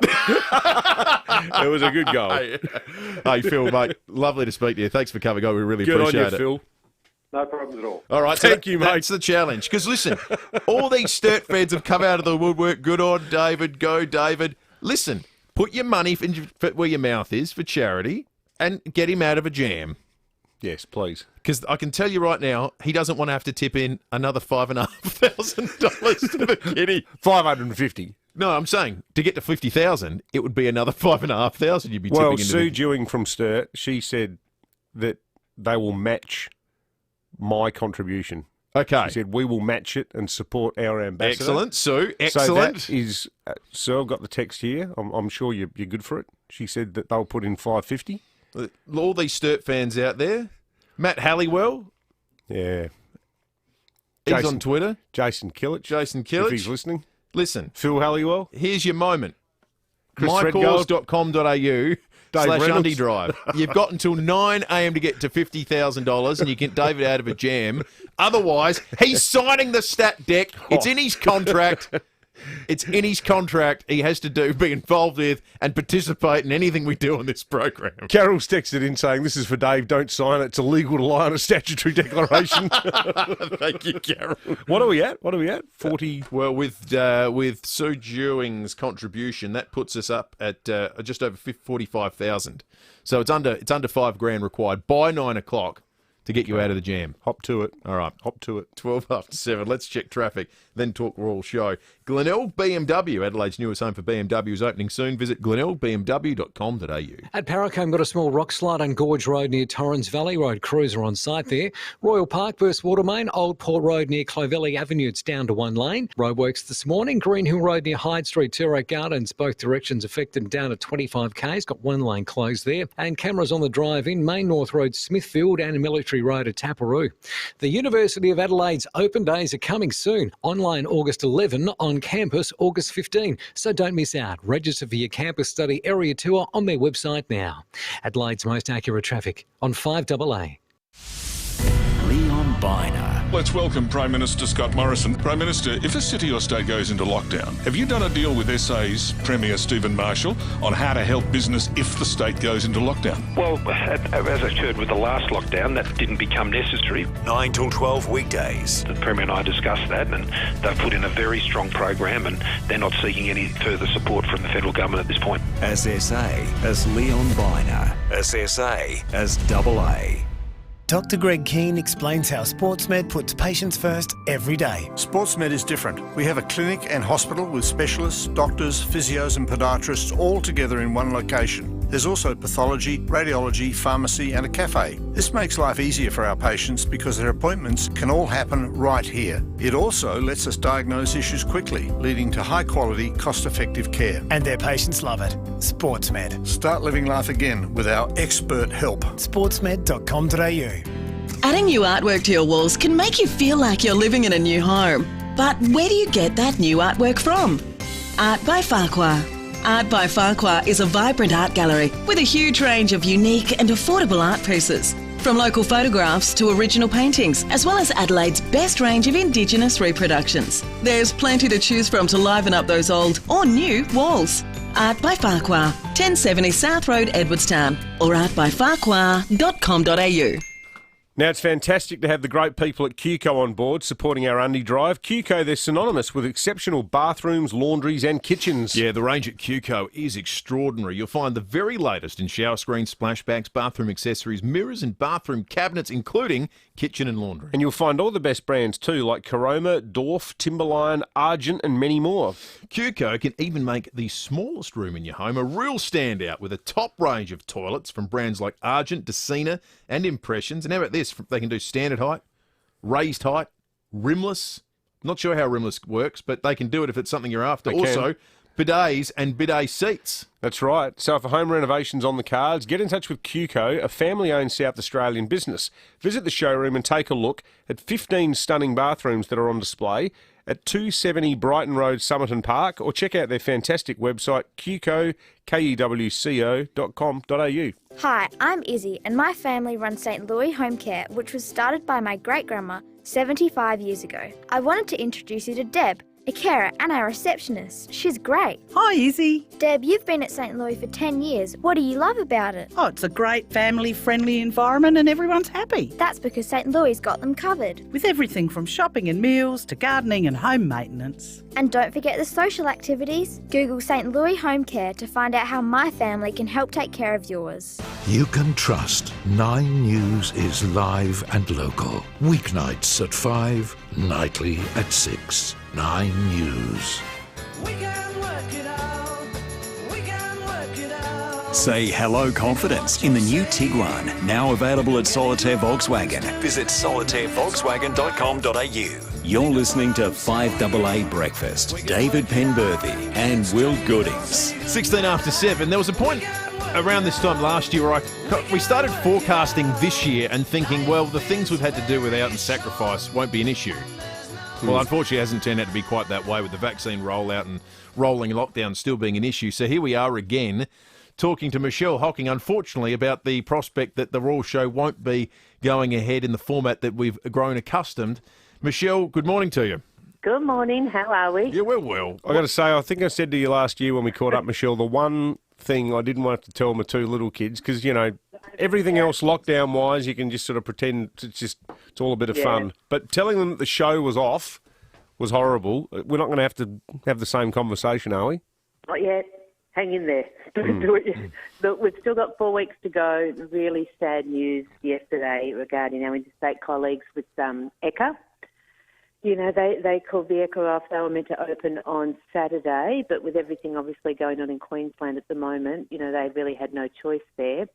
But the thing is, we don't have those things going on here in Adelaide at the moment. So, you know, we're 0 cases, no community transmission at the moment. So fingers crossed. We're doing everything we possibly can just to keep going, one step in front of the other. Are there things, though, that a lot of people regard as being part of the show? I mean, we were talking a few weeks ago on air and just speculating, like thinking about things like Sideshow Alley. Yeah. Like most of those rides would come from interstate, and also a lot of the staff that work there are reliant on borders being open. I know from working at the Tizer down at the show when I was a cadet, every second person you interviewed was a backpacker from Brazil making the Dagwood dogs and so forth. So is the sideshow something that would be like in the frame for being wound right back? No, well, we do have at least, we normally on average have about 50 rides at the showground. So we've got 26 local rides, so they're booked in. Well, that's good. We are waiting on some rides to come out of FIVEaa.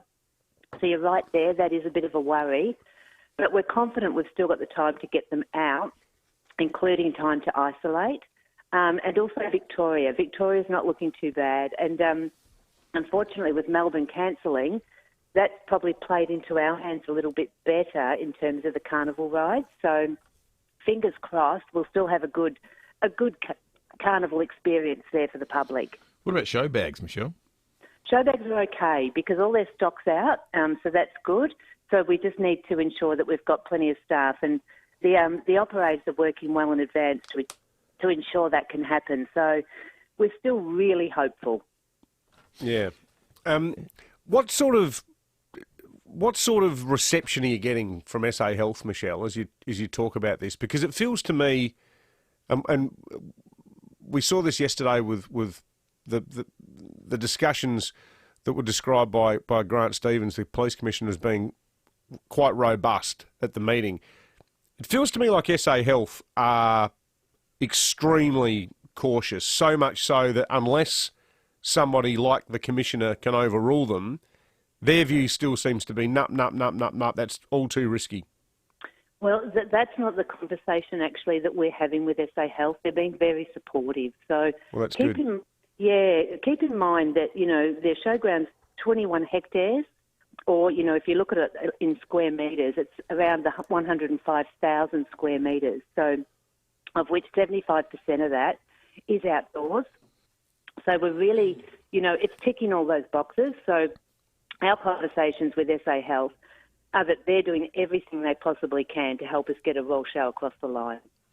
So we're grateful for that. But it is a week-by-week proposition, but, we're still confident. South Australia is looking good, so we just need to keep going in that direction. Yeah. So you think 4 weeks until you've got the sort of what they call the drop-dead date? Definitely. Look, we won't cancel the show unless we're told to cancel the show. We are so invested already.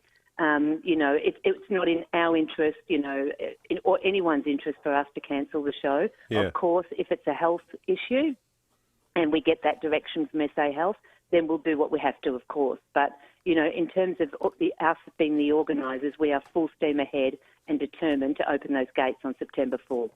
Yeah, well, fingers crossed that happens. That'd be fantastic. Good stuff, Michelle. Michelle Hocking, the General Manager of the Royal Adelaide Show. 21 minutes after 7, the Undie Drive is $4,525 away from a target that David is sweating over. The man needs to change a shirt over there at the moment. He is very nervous that the stat deck that was produced, forcing him to acknowledge the legitimacy of Nord's 1978 sample premiership. I know Andy and Lucy are taking great delight in this as the sort of ultimate arbiters of the way these challenges run. But I would ask Andy rhetorically, would he sign a stat deck saying that he barracks for Celtic? He would sooner just walk out the door and never work here again than do that, I think. Yeah. I don't know if that's what the stat deck requires of you, is it? Oh, look, I can't even look at the stat deck. After the Matildas last night, if I knew what lay ahead of me, the 3 hours of today's program, I might have had my first sickie in 5 years. Will. Okay, well, we would have got you somehow. You got to come to work someday. Hey, I got to go. I got a good excuse for tomorrow though. Second AstraZeneca this afternoon. Yeah, okay. No one questions that, do they? If they say, "Well, we're just feeling a bit oomy." Feeling a bit oomy after the shot.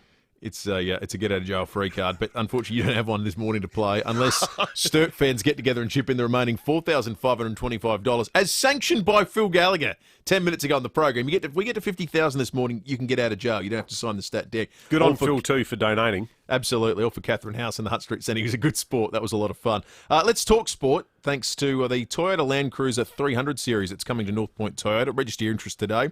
It is the North Point way. Really disappointing day yesterday for the Hockey Roos in Tokyo. They went undefeated in the group stage, then got knocked off by India in the quarterfinals. And Graham Corns was not impressed when he sat down to chat about it with Stephen Rowe. I've got a theory here. The hockey. Do you get what you deserve, stud?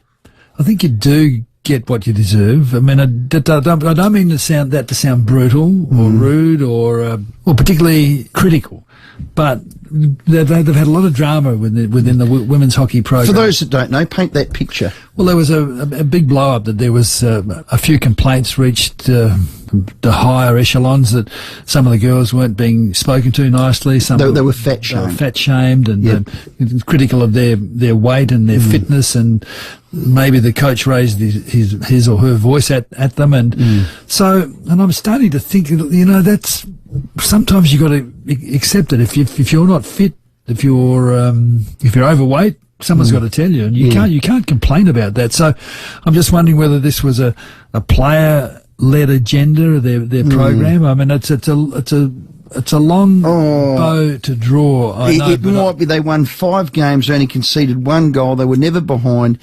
India got a lucky goal, let's call it that, in the 22nd minute, then defended for the rest. Well, they still won. You've got to break down defences. Yeah, I know.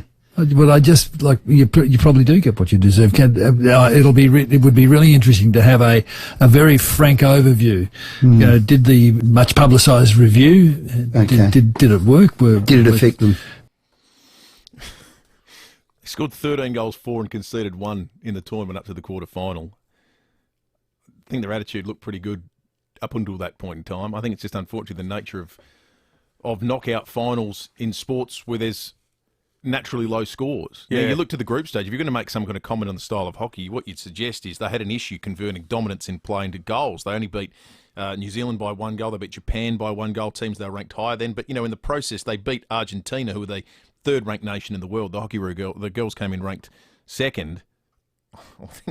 I think you're reading a lot into one result if you suggest there's some sort of cultural issue and totally forgo everything that came before it. I think, too, that as a nation, it is there's a bit of self-criticism here, given how annoyed I was about last night's result. But you see other countries just celebrating for joy when they win a bronze medal. Yep.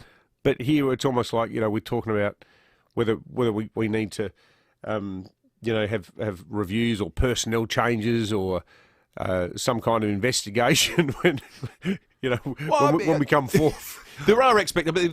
They are the second-ranked team in the world. So there was some expectation. And you come in, if you're undefeated in the group stage, you get to play the lowest ranked side on the other side. And as we established earlier, India are no knock pushovers. India hockey's a massive their men's sport. side's won gold 8 times. Yeah, it's a huge sport over there. So it's a disappointing result after cricket, wouldn't it? Hockey in India. I think so. Yeah, absolutely. But it's not as though they lost 5-0. They lost 1-0 in a knockout final, having gone undefeated at that point in time.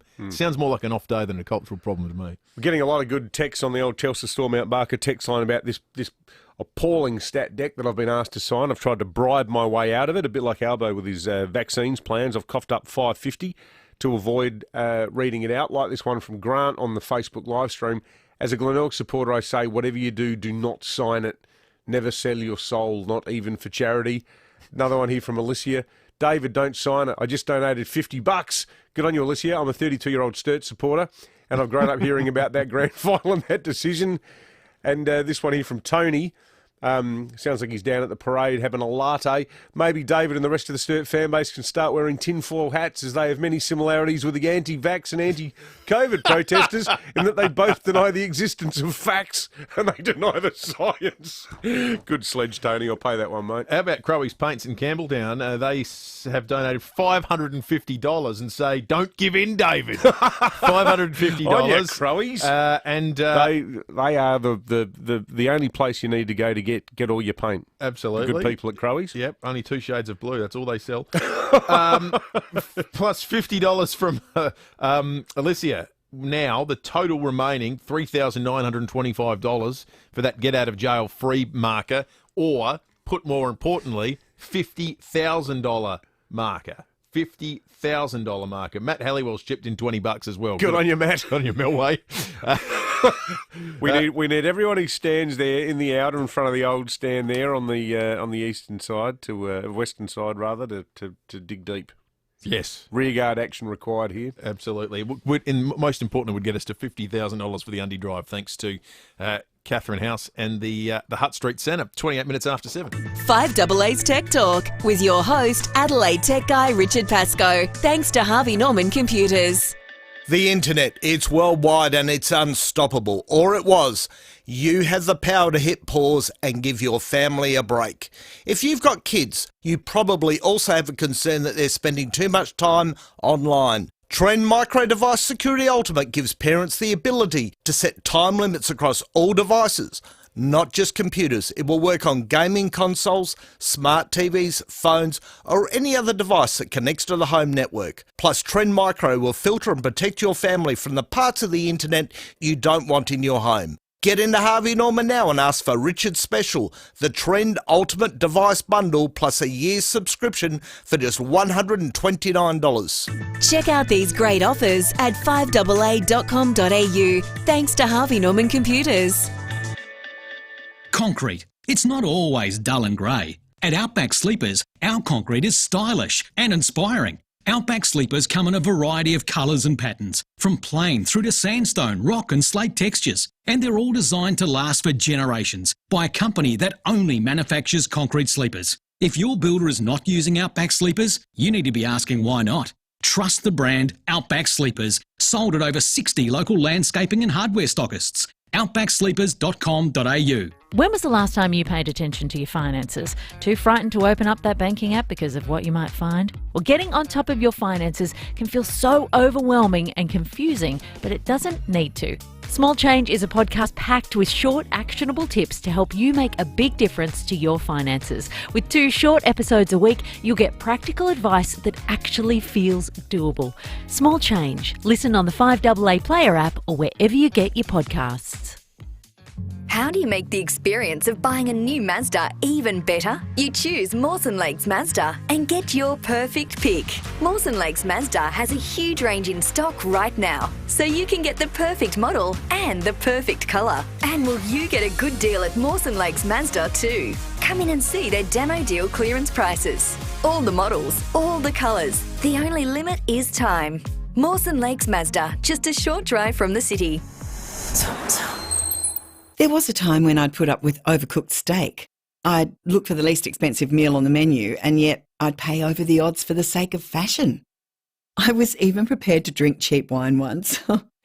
But you reach a stage in life when you're no longer prepared to compromise, and that's why I choose Call Me Continence products. Drier, more comfortable, more discreet. Call Me. CORMIE. Confidence without compromise. This is Adelaide's 5AA. Showers and 14 today with the 7:30 news. I'm Mel Usher. Trust Physio Extra. Norwood, Purie Street, Marion, Hallicove, Seaford and Victor Harbour. PhysioExtra.com. The federal Labor leader believes Australians should receive a $300 payment if they're fully vaccinated against COVID by the start of December. The government is considering freedom incentives rather than financial ones, but Anthony Albanese is told today the proposal makes sense. It's hard to see what the negative is here, frankly. This is a constructive suggestion. They also rejected the idea of wage subsidies when we put it forward last year. Scott Morrison said it was a dangerous idea. For goodness sake, put politics aside. But Canberra says the $6 billion proposal is wasteful spending. Parts of Queensland will remain in lockdown until at least Sunday as the Delta variant tightens its grip. The Brisbane COVID outbreak is expected to grow considerably in the coming days, while New South Wales is bracing for another day of 200 plus new COVID cases. The Royal Adelaide Show is still on track to open in 4 weeks' time. The FIVEaa has been cancelled amid the lockdown in Queensland, but the show's Michelle Hocking has told 5AA Breakfast at this stage they're pushing ahead. We won't cancel the show unless we're told to cancel the show. We are so invested already. If it's a health issue and we get that direction from SA Health, then we'll do what we have to, of course. But, you know, in terms of us being the organisers, we are full steam ahead and determined to open those gates on September 4. Police are investigating a suspicious unit fire at Kent Town yesterday. Fire crews were called to a block of units on Capper Street after reports of smoke on the first floor. They extinguished a small fire in one of the units. No one was home at the time. Police believe the fire was deliberately lit. A new survey has revealed the worst hit regions for type 2 diabetes and heart problems.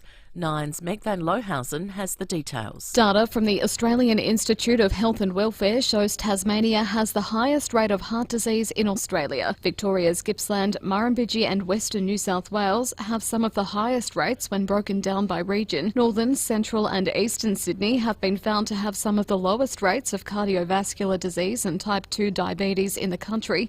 Rates of type 2 diabetes are lowest in the ACT. Adelaide's Ausasia Festival launches its 2021 program today with tickets going on sale from 9. The festival features more than 30 ticketed and free performances, as well as the popular Lucky Dumpling Market and Moon Lantern Parade. Artistic director Annette Shan-Wars says it's great to be back after missing last year due to the pandemic. The festival takes place from the 21st of October through to the 7th of November, so 3 weeks in springtime. The program this year is really accessible and it's full of works that really resonate with culturally diverse society that Australia has become. 75 commemorative gardens are being prepared around Australia to mark 75 years of Lions clubs. Volunteers are busy preparing the plants before the milestone anniversary in September next year. Now turning to 5AA Sport. Who loves South Australia as much as you do? Fluorio Milk Company. South Australian and proud of it. Well, the Matildas couldn't get the job done at the Olympics, but the Opals have advanced to the quarterfinals of the women's basketball. Nine's Eddie Summerfield reports. The equation was simple for Australia: win by 25 points against Puerto Rico and advance to the finals. It was a disastrous start as the Opals' lesser opponents led at quarter time for the first time at the Games. By the second half, Australia led by a point, then put the foot down, scoring an incredible 51-25 for the half to record a 27-point win, enough to reach the quarterfinals. They'll now meet either Spain or the US. Andrew Hoy has become Australia's oldest medal winner, picking up a silver and a bronze in the equestrian in Tokyo. Well, the AFL has updated the round 21 fixture. Saturday night's Showdown 50 at Adelaide Oval is locked in, but there's still no ruling on whether the game can be played in front of a crowd. And in cricket, Matthew Wade has been named Aussie skipper for the Bangladesh T20 series, with Aaron Finch still out injured. That's sport. Now checking 5AA traffic. The award-winning team at Dave Potter and now Glenelg BMW, Adelaide's newest home for BMW. At Plympton, got a crash this morning at the intersection of Maureen Road and Anzac Highway. At Parracombe, got a small rock slide this morning, Gorge Road near Torrens Valley Road, cruiser on site. Royal Park burst water main, Old Port Road near Clovelly Avenue down to one lane. And cameras on the drive-in this morning, Cudmore Terrace at Henley Beach and Hanson Road at Elizabeth Downs. Save $45 on Revolution Plus Cat Flea Tick and Worm 6-packs at Pet Barn. Conditions apply, ends August 16th. Pet Barn, life's a treat. Adelaide's most accurate traffic on 5AA. Now the 5AA forecast. Head to Foodland, Drake's or IGA for Nutrimate, a new dog roll loaded with healthy nutrients. Heading for a top of 14 today with showers. A shower or two tomorrow, 15. Thursday, much the same, also 15. Right now, it's 11 degrees. More news as it happens on 5AA. Then I saw her face. Say hello confidence in the new Tiguan, now available at Solitaire Volkswagen. Visit solitairevolkswagen.com.au. You're listening to 5AA Breakfast. David Penberthy and Will Goodings. 23 minutes to 8. It's like the tally room floor on election night in here at the moment. The Sturt fans are coming out of the woodwork to save one of their own in David Penberthy from having to sign a stat deck acknowledging the legitimacy of Nord's 1978 premiership. And I got to say, a lot of Nord fans are really enjoying what they're having to hear this morning as well. The marker is this. If we get to $50,000 worth of donations in the Undy Drive this morning, David doesn't have to sign it. And I'm telling you, we're getting very close. There's some tabulation going on out there at the moment. Some late money coming in. At the moment, we're at $3,500 away. That's my best estimate based on what I'm hearing out with the producers and indeed from what you're hearing at the moment, David. Of course, all thanks to the Undy Drive, Edwardstown Mazda, proud supporter of the Undy Drive, Edwardstown Mazda. They're one big family. Family always helps. We're helping the Hutt Street Centre and Catherine House raise money. We're almost at $50,000. I tell you what, you can shave another $500 off the target, Will, because I've just been told by Sue at Sturt that another Sturt person, Roger Edwards, he has pledged $500 to protect me from saying it. He's already deposited some money into the club account.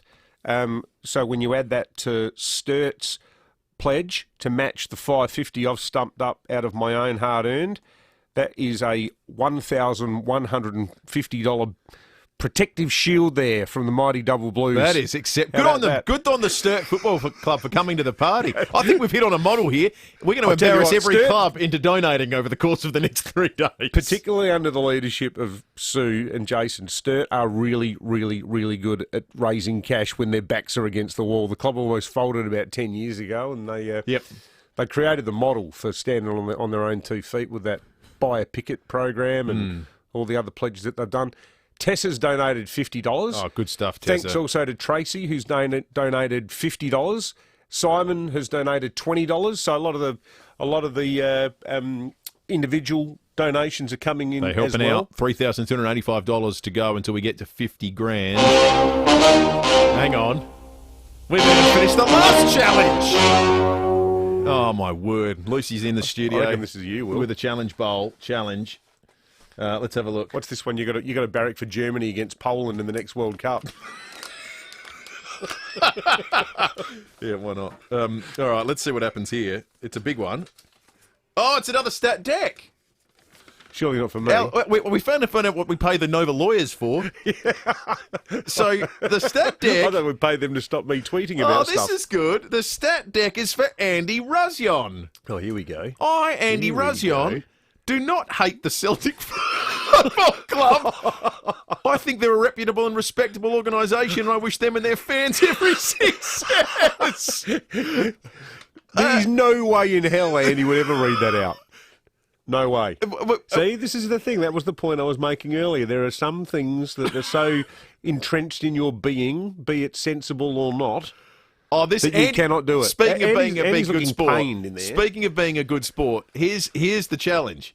If we get to 50K this morning before 9 o'clock, you don't have to sign your stat deck, but Andy has to sign his. So if you're a Scottish... I wouldn't ask him to sign it. If you're a Scottish... Well, if you're a fan of one of the big clubs over there, if you're a Celtic fan listening in, just toss in a couple of dollars. If we get to the $50,000 mark, it'll be... David's shames will be spared, and Andy will have to do something that he's going to have to explain to his family. Maybe he can do 20 push-ups. Exactly right. Not the first time in radio that's happened to him. No. Now, Phil Curry from the Australian Financial Review joins us. Big Sturt guy is Phil. Morning to you, Phil. Good morning, fellas. I'll tell you what, Phil, there's one bloke I know would never make a public statement defending the outcome of the 1978 grand final. It's you. I was there. Yeah, mate. I was there. I watched it. It still gives me nightmares. We'd have been about the same age. You would have been about 10 or 11? 12, yeah. No, I don't remember it. We won every game that year except for one. I think we went into the finals 21-1, lost one game, and I think we beat North Melbourne in some stupid game they played between the finals. And that's right. And then Des Foster and Phil Gallagher conspired. Hey, you can't say that about Phil. He just came on the show and donated $250. Did he? Yeah, no, we had him on the program. It's been a tough 1 hour and 40 minutes so far, mate, and it's not getting any better. Tell me how I can help. Donate. Okay, I'll keep working for free for you guys. Mate, you've already given enough. Thank you. Hey, I'll give you $100. Oh, Phil, mate, you're a legend. Phil, good stuff. Protect the legacy, absolutely. Mate, you're a legend. Thank you, mate. Text me after and tell me how to do it. All right, I'll send you the link now that I've worked out what it is. Hey, this Albo plan, it sounds like both the government and the opposition are taking two different paths on how to encourage the waverers into getting the shots. Yeah, look, I actually thought it was a bit of a joke last time when I saw the Labor press release. To be honest, I mean, they're saying everyone who gets vaccinated should get $300. And look, the problem is it's demand isn't the problem; it's supply. People, pretty willing to get vaccinated now. You only need to have a lockdown like you had in South Australia and they're having now in Queensland and New South and everywhere else. And people are breaking down the doors to get one. I don't know why you need to. The problem is, people are a bit worried about the AstraZeneca, so that's going unused. But I don't think paying people is going to help with that. And as for the Pfizer, they can't give it away fast enough. So I don't know why they came up with this other than a political stunt. I mean, it's $6 billion. It would go to 20 million adults. Gina Reinhardt would get $300. You and I'd get it. We probably don't need it. We get paid pretty well, and you get it even if you've already been vaccinated. So it just sounds really profligate. I mean, I know we're in this era where money doesn't matter anymore. We just lose sight of these giant numbers, but. I think Labor's done a really good job to now sort of, pointing out some of the waste that's happened with the rollout of stimulus, like the JobKeeper money that went to employees that in the end didn't actually really need it, and things like that. And then in one fell swoop, they go, let's go and give $6 billion where it's not really needed in 3 months. That's the entire cost of the vaccine program. I mean, the government's spent about $6.5 billion on all the vaccines so far, and let's just double it in 3 months. I don't think it's a smart idea, and I think people will sort of, a lot of people take $300 from the government any day, and they'll love it. But I don't think it's substantially a very good policy. We're getting a lot of feedback this morning from people who are happily getting the vaccine. They don't want to have to pay to incentivise others to do the right thing. Exactly right. Yeah, I think it's daft. Have you had both your shots? Dumbest idea since cash. Sorry, yeah, I've had my first AstraZeneca about late May. My second one's not due till August 20, so I'm sort of counting the days. But I'm getting my second one this afternoon. Well, there you go. Hey, Phil, we haven't spoken to you since Scott Morrison announced vaccine, the targets, the very start of, finally we've got some goalposts to aim for. What did you make of that announcement and its achievability?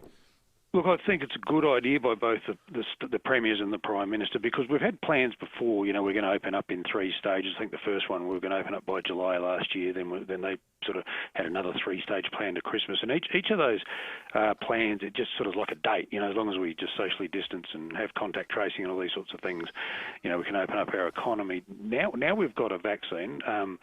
I think by putting a percentage of people vaccinated as each stepping stone, so when we get to 70 we can do this, and when we get to 80 we can do Y, everyone now has a vested interest in it. Everyone there's something to actually aim for rather than just a date and hope. So, it goes back to what we were just saying before about these cash payments. Do you really need any more incentive now to be able to live your life normally and go to the football and all these sorts of things?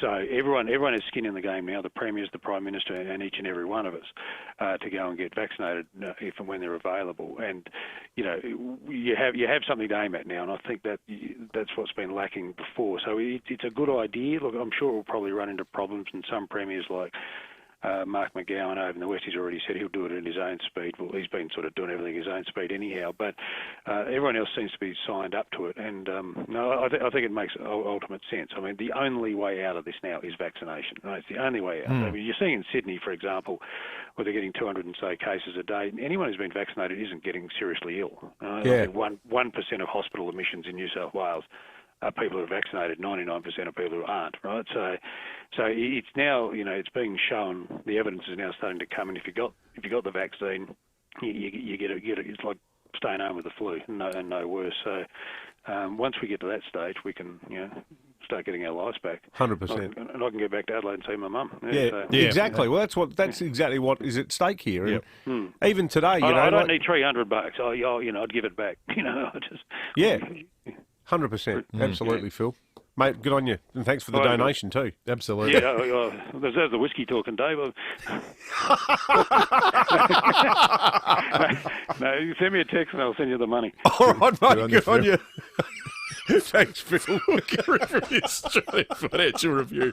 That's an important point, Phil makes. We don't care what state you're in when you donate. Just donate to the Undy Drive. Exactly. It's mycause.com.au/Undy Drive with the support of Edwardstown Mazda for Catherine House in the Hutt Street Centre.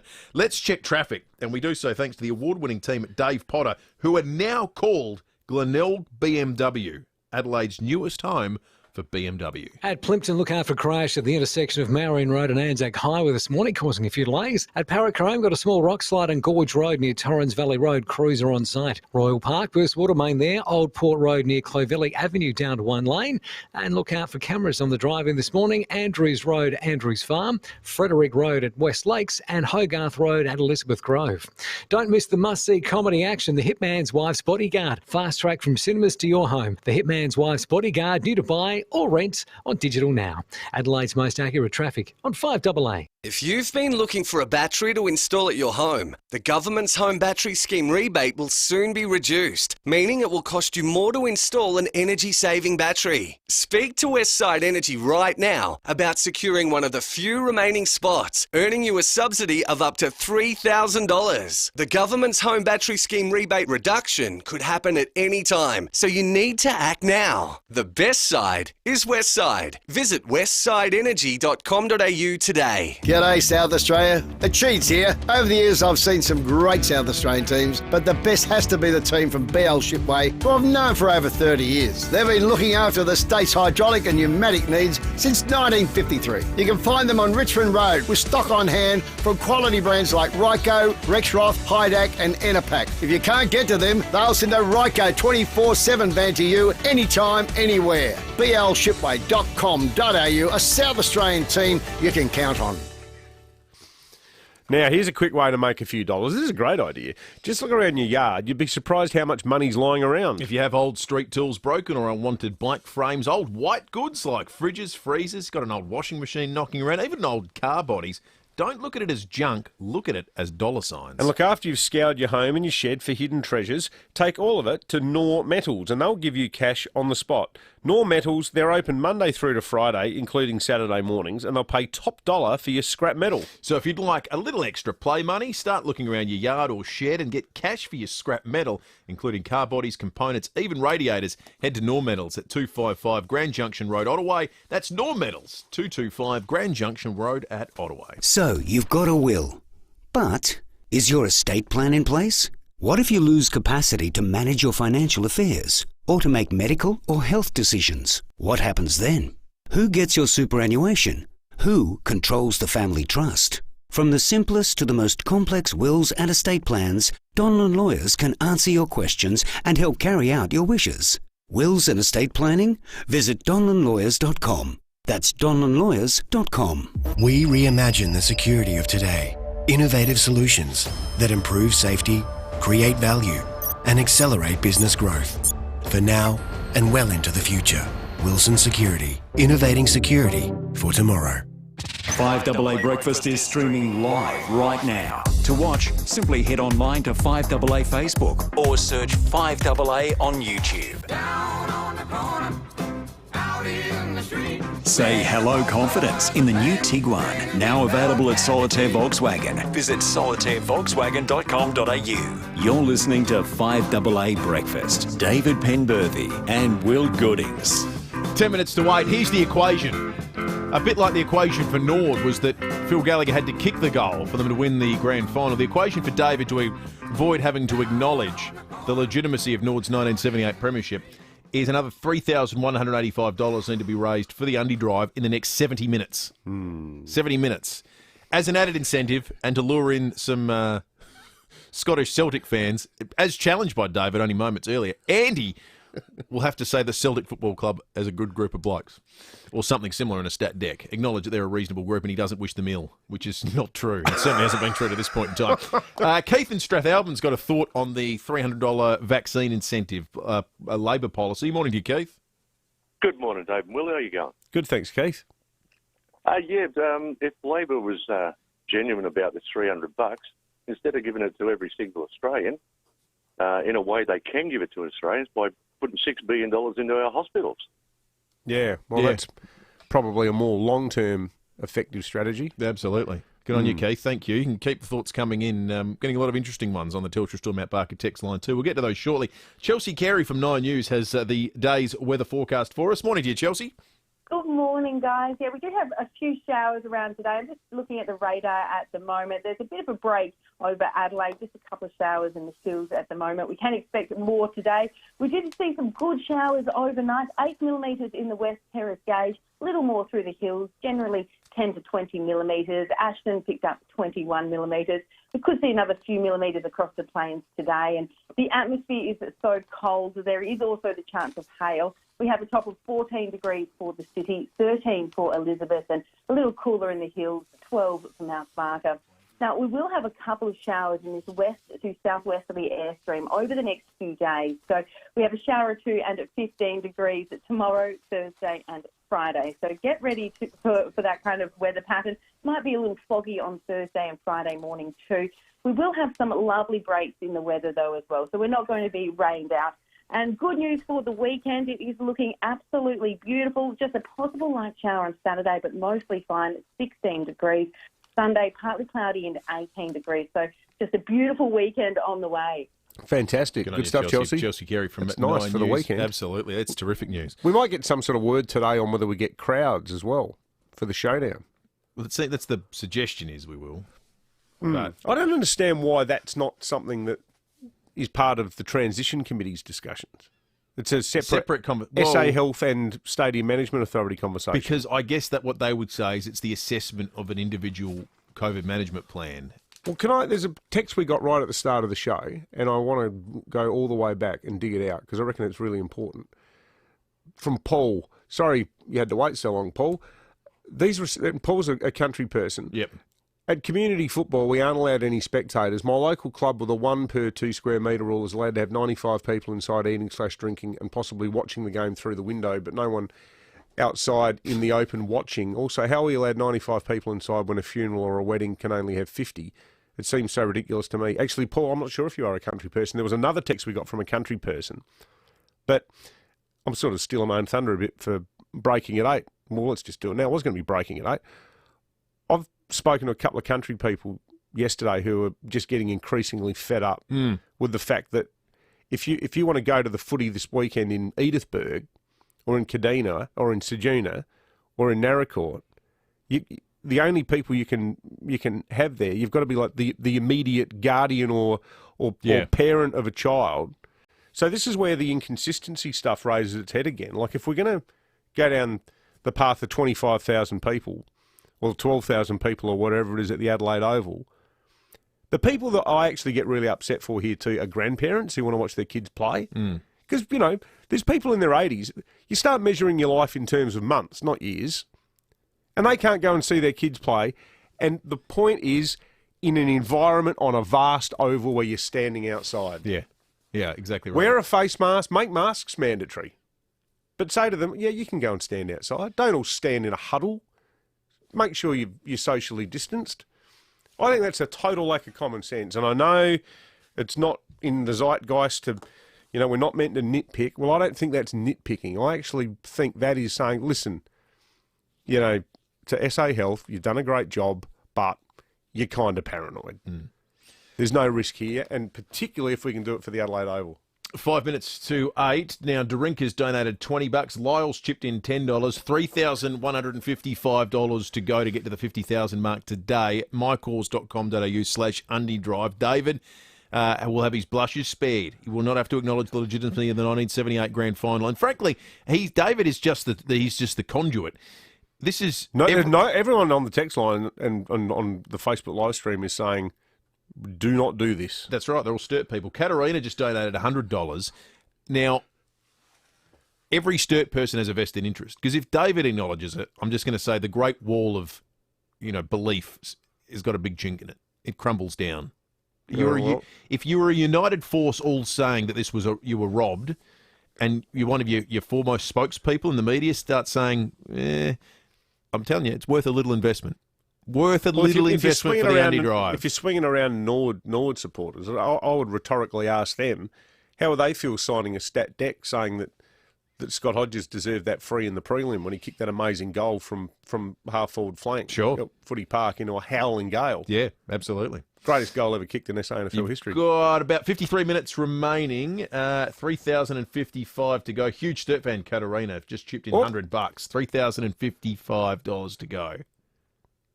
All right, let's hand it over to John Good Blake. on you, Katarina. Thanks to Aussie Fast Transport Solutions, interstate freight distribution, warehousing and local Adelaide couriers. Call Aussie Fast, 13 13 64. Welcome to Mastermind. Could we have our first contestant, please? Please state your name and occupation. David Barcham, researcher with a degree from Google University. Your special subject, vaccination is a waste of time and the earth is flat.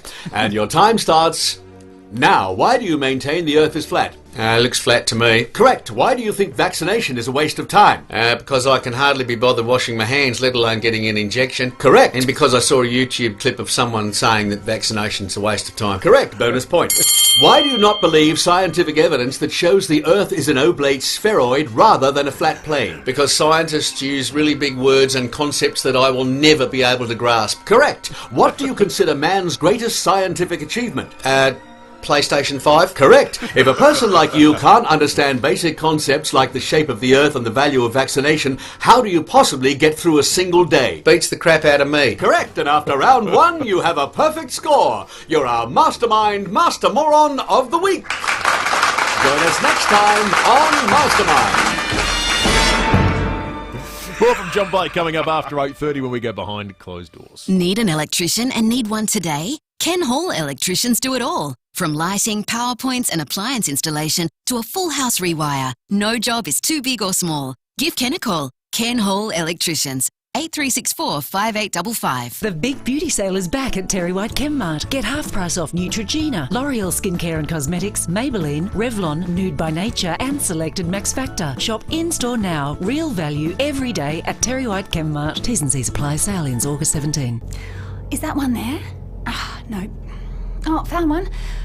Maybe not. Small car hiding behind the big ones. Oh, are they leaving? No, they're getting their bags out the back. I'll just do one more lap. The worst part about shopping is you usually spend more time looking for a park than in the shops. Not at Newton Central. With access to over 500 car parks, you'll never have to do one more lap of the parking lot before you shop.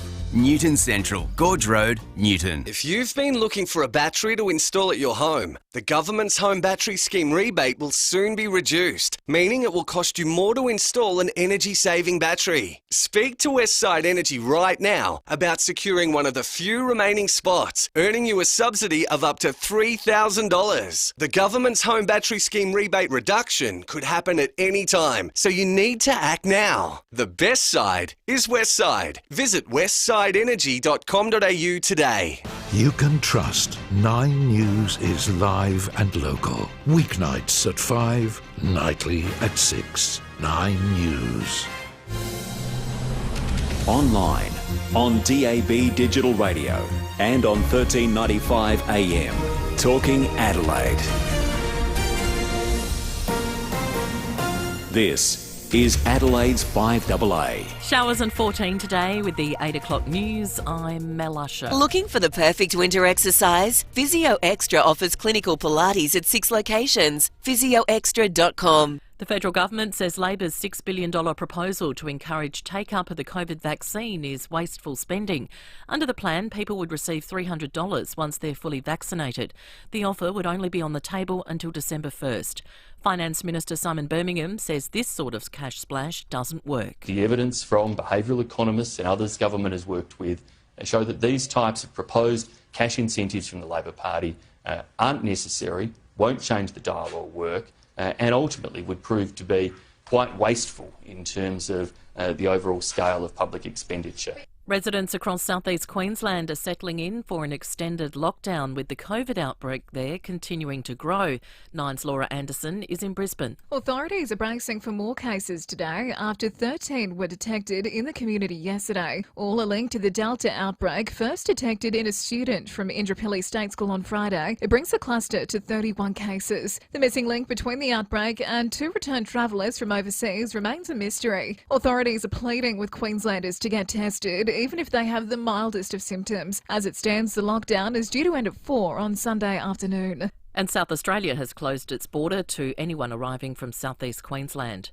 ADF personnel, so they'll be taking on more of a supportive role helping police manage Sydney's lockdown. 300 soldiers will be on the job over the next 6 weeks, helping contact tracers and delivering care packages to people in isolation.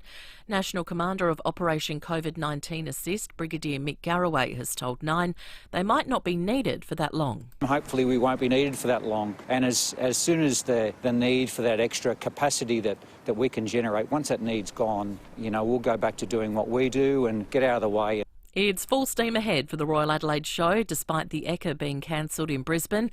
The show's Michelle Hocking has told 5AA Breakfast border closures have complicated things. We are waiting on some rides to come out of Ekka, but we're confident we've still got the time to get them out, including time to isolate. Unfortunately, with Melbourne cancelling, that's probably played into our hands a little bit better in terms of the carnival rides. The show is set to begin in 4 weeks. This year, people have to pre-buy tickets online. There'll be no tickets available at the gate. Tickets to Adelaide's Ausasia Festival go on sale from 9 this morning. The event runs over 3 weeks from October 21 and features more than 100 performances, including 11 world premieres. Artistic Director Annette Shanwar says there's something for everyone. Many different art forms, from a cinema program through to theatre, music, and of course the wonderful free events like the Lucky Dumpling Market, the Moon Lantern Trail, where people will be able to go on self-guided tours and get some up-close and personal encounters and experiences. American comedian Kathy Griffin has revealed she's battling lung cancer. Nine's Michael Genovese has more. The 60-year-old will undergo surgery to remove part of her left lung, announcing the news to fans on her social media, saying, "Yes, I have lung cancer, even though I never smoked." Kathy Griffin is a Grammy and 2-time Emmy winner. Since 2014, she lost her brother and sister to cancer. She says she hopes to recover within 1 month. Now turning to 5AA Sport. 3 words make a big difference to our local dairy farmers. Flurio Milk Company. In your supermarket now. Mixed results for the Aussies at the Olympic Games. An update from Japan, thanks to the new Kia Cerato GT. Get mean. The Matildas have suffered a heartbreaking defeat at the Tokyo Olympics, relegated to the bronze medal match against the US following a 1-0 loss to Sweden. Captain Sam Kerr had a goal from a corner chalked off by the referee in the first half, ruling a foul had been committed in the lead-up. Former Socceroo Craig Foster has told Today it was a tough call. Probably the best performance, actually. Whilst the game was a little bit slower and not so exciting as the quarter-final, it was an outstanding performance when you consider that Sweden are the form team in the world. The Opals defeated Puerto Rico by 27 points in women's basketball to advance to the quarter-finals. 62-year-old equestrian Andrew Hoy has become Australia's oldest medal winner, picking up 21 years after his last appearance on the podium. The first openly transgender athlete to compete at an Olympics has failed to finish in her weightlifting event, New Zealander Laurel Hubbard bowing out without being able to complete a lift. And Australia's champion swimmers have touched down on home soil after their record success at the Games. They'll now quarantine at Howard Springs. To footy, and the countdown continues to Showdown 50 this weekend. The AFL has tweaked parts of the round 21 fixture due to COVID outbreaks, but the local derby is confirmed for Adelaide Oval on Saturday night. And Fremantle's Hayden Young is this week's AFL Rising Star nominee. That's sport. Now checking 5AA traffic. Glenelg BMW, Adelaide's newest home for BMW, is opening soon. Visit glenelgbmw.com.au. At Plimpton, got a crash at the intersection of Marion Road and Anzac Highway causing delays. Parachrome, Small Rock Slide and Gorge Road near Torrens Valley Road. Crews are on site there. Got a West Watermain this morning, Royal Park. That's Old Port Road near Clovelly Avenue down to one lane. And look out for cameras on the drive-in today. Grange Road, Henley Beach and Frederick Road at West Lakes. Upgrade to latest 5G phones at Optus and get the best price guaranteed. Don't miss out on your new phone. T's and C's apply. Visit Optus in-store or online today. Adelaide's most accurate traffic on 5AA. Now the 5AA forecast. Head to Foodland, Drake's or IGA for Nutrimate, a new dog roll loaded with healthy nutrients. 14 and showers for your Tuesday, a shower or two tomorrow 15, Thursday much the same 15. Right now it's 11 degrees. More news as it happens on 5AA. Most people I know think that I'm crazy. Say hello confidence in the new Tiguan, now available at Solitaire Volkswagen. Visit solitairevolkswagen.com.au. You're listening to 5AA Breakfast. David Penberthy and Will Goodings. 7 minutes after 8, the Premier of South Australia coming up in just a moment as part of Breaking at 8. I tell you what, the Undy Drive this morning set a goal of $50,000 raised, and it's pretty exciting. In fact, it's a bit like the end of the 1978 Grand Final, and it might come down to the last moment. Well, if it does, and we cross $50,000, David doesn't have to sign a stat deck acknowledging the legitimacy of that flag for the Nord Football Club. And Sturt people have gotten right behind him to make sure that doesn't happen. $2,755 to go with $50 coming in from Danielle, who says, I'm a Sturt supporter. Don't do it. I can tell you, Will, it's not $2,755 to go. It is $1,755 to go because the Sturt president, El Presidente, Jason Killich, out of his own skyrocket, has donated $1,000. Oh. He sent me a text during the news break before, and he said the Sturt president will kick in $1,000, hands off our ambassador, one of SAU football's greatest injustices.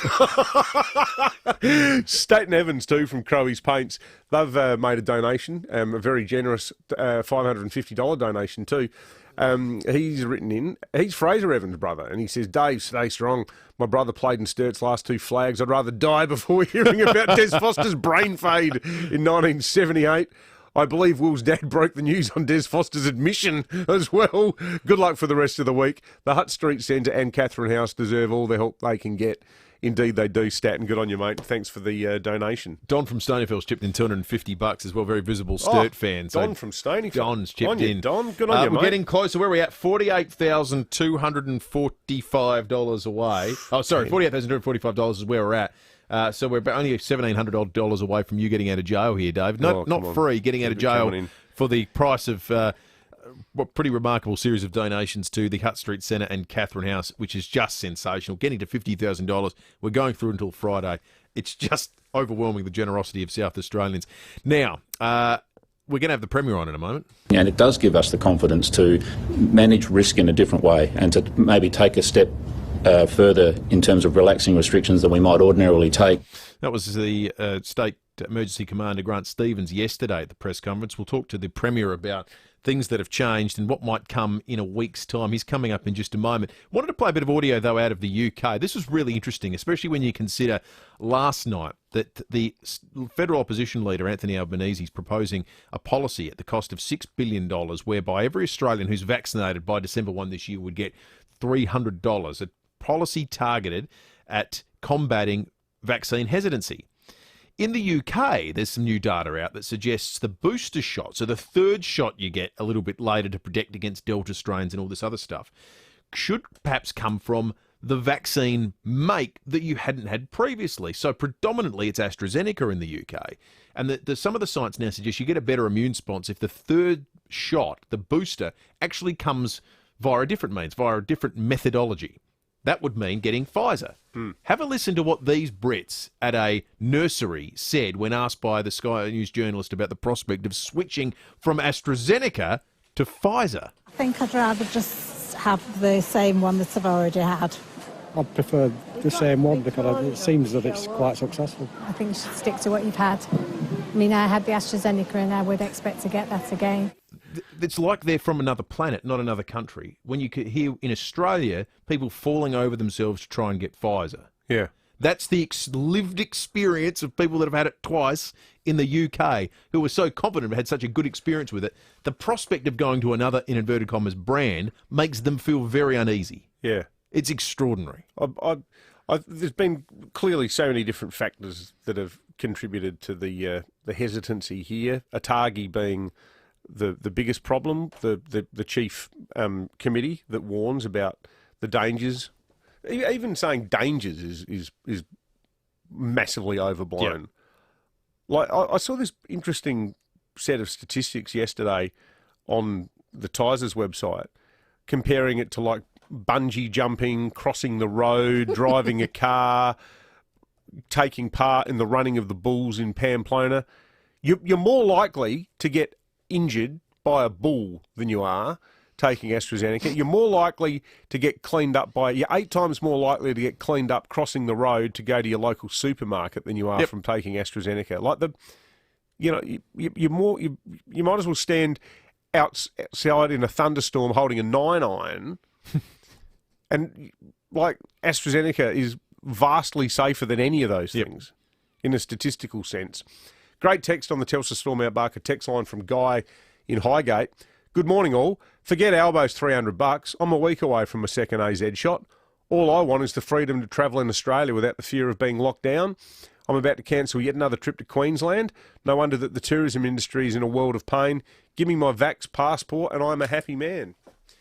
I totally agree with that. I saw yesterday the AHA were saying that they think that maybe we do need to look at some sort of French-style approach where it's like, okay, well, if you think you don't need vaccinations, that's fine. You just can't go to the pub, can't go to a restaurant, can't go to the footy. And the weird thing is, like, I think calling it a passport makes it sound sinister. It makes it sound Big Brother. It makes it sound like when Hawkey was PM early on, I think first term, they floated the idea of an Australia card, which caused this huge public backlash because people said, no, that's like the sort of ID card you associate with living under, Augusto Pinochet or something. We don't do that in a free country like ours. But the reality is we already do something along those exact same lines when it comes to childcare. Like you need to be able to show your immunisation record to enrol your kids. You know, the no jab, no play policies. Yep. So 13 after 8, we'll continue this conversation with the Premier of South Australia, who's going to join us in just a moment for Breaking 8. But first, let's check traffic. Glenelg BMW, Adelaide's newest home for BMW, is opening soon. Visit glenelgbmw.com.au. At Plimpton, got a crash at the intersection of Marion Road and Anzac Highway causing delays. Parachrome, small rock slide on Gorge Road near Torrens Valley Road, cruiser on site. Royal Park got a burst water main there. Old Port Road near Clovelly Avenue down to one lane. And quite busy this morning, Anzac Highway, Morpher Road to Cross Road. That's at Camden Park City bound due to works. Cameras on the drive-in, Main North Road, Smithfield and Midway Road at Elizabeth East. The University of Adelaide's open days are coming soon. Online August 11, on campus August 15. So don't miss out. Register for your campus study area tour on their website now. Adelaide's most accurate traffic on 5AA. Rowie Sport Show. Do you get what you deserve, Stud? I think you do get what you deserve. I mean, I don't mean to sound brutal, but they've had a lot of drama within the women's hockey program. For those that don't know, paint that picture. Well, there was a big blow-up that there was some of the girls weren't being spoken to nicely. They were fat-shamed. 4 p.m. weekdays. Sometimes you've got to accept it. If you're not fit, someone's got to tell you. Rowie Sport Show on 5AA. Hello, I'm Lynn Andrews. For over 50 years, we have specialised in commercial and residential property management. But above all, we specialise in people, helping to make life easy for property investors and the tenants of their properties. Everyone is treated with integrity and respect. That's the Lynn Andrews way. For commercial and residential property management, we are here to help. Visit lynnandrews.com.au.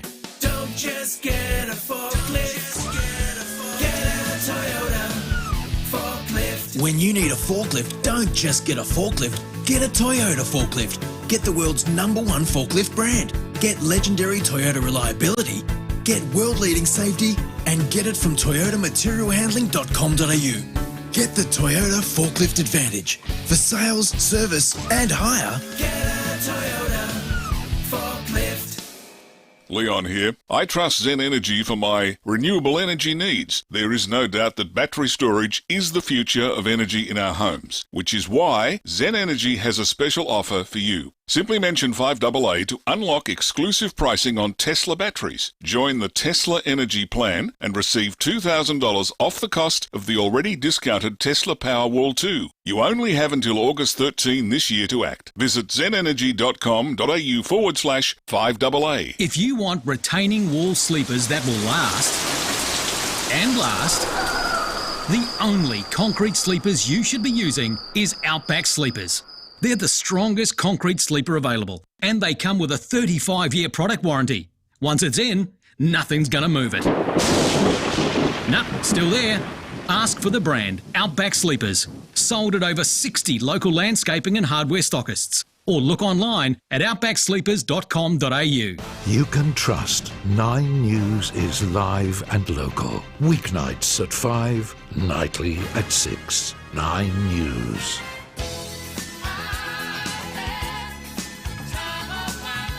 Say hello confidence in the new Tiguan, now available at Solitaire Volkswagen. Visit solitairevolkswagen.com.au. You're listening to 5AA Breakfast. David Penberthy and Will Goodings. 17 minutes after 8. We've got some big news in, well, let's just call it David's world and the world of every Sturt fan. So $250 donation from Richard Allen, the former president of Sturt. $250, which gets us closer to that $50,000 mark. But how about this? John from Intract has donated $1,500 to the Undy Drive this morning. I have to contribute to this injustice. The tally now, $49,995. We are $5 away from the $50,000 mark, which means you do not have to acknowledge the legitimacy of the 1978 premiership won by Nord over Sturt. That's extraordinary. We're almost at $50,000 today in the Undy Drive for Catherine House at the Art Street. Was that about 10 grand today? Yeah, or about $7.5 grand today. Yeah. So it was just over 42. Let's give Intract a shout out, David. Intract. Civil construction, building maintenance, asbestos remediation, demolition services. anything involved building, if you're not calling Intract first, you're a fool. And frankly, anyone involved with the Sturt Football Club should be calling Intract to do any form of their building. Absolutely. Huge thanks to John from Intract. Great business, doing a great job there. And also to Richard Allen, a huge thanks for the $250 as well. He just texted me personally saying, Dave, as a past president of Stir and a good friend of Phil Gallagher's from her days on the SANFL Commission, I have contributed $250 to help stop this injustice towards you. Debbie in South Plimpton, good morning.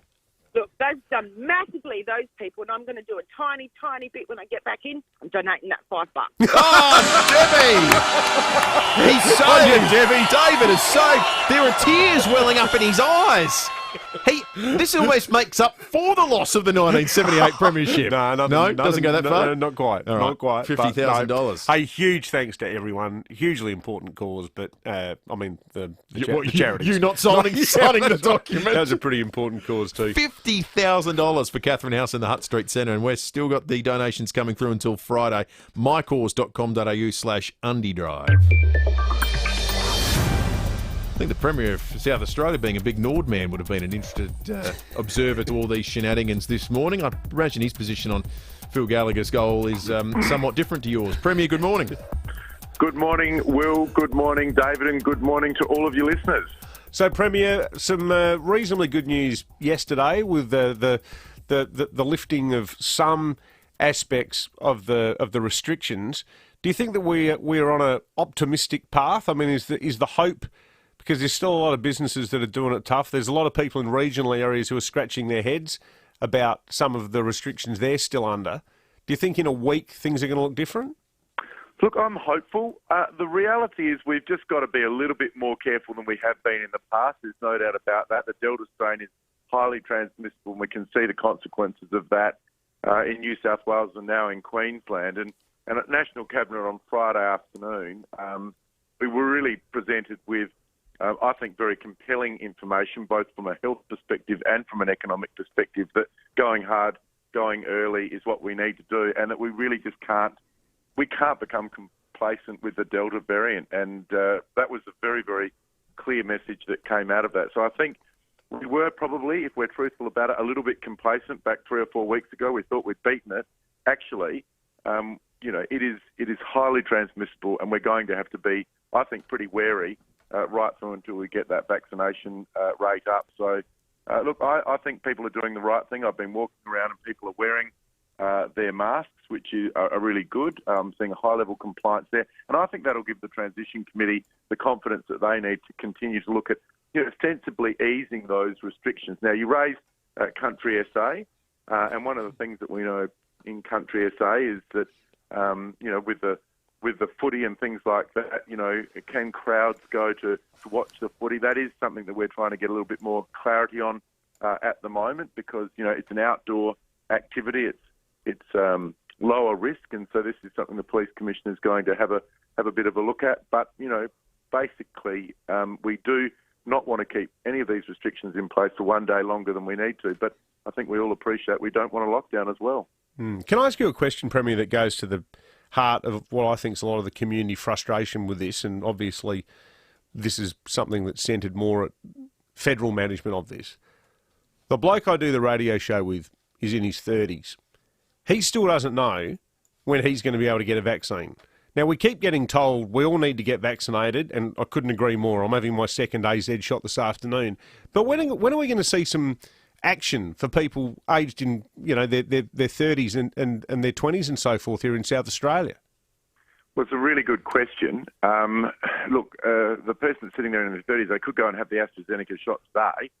So that's the first point that I would make. The second point is we really are not going to be able to move faster until we get more of the Pfizer jabs. Because if you think about it, what we're trying to do with the Pfizer jabs is apply them to the most vulnerable communities first.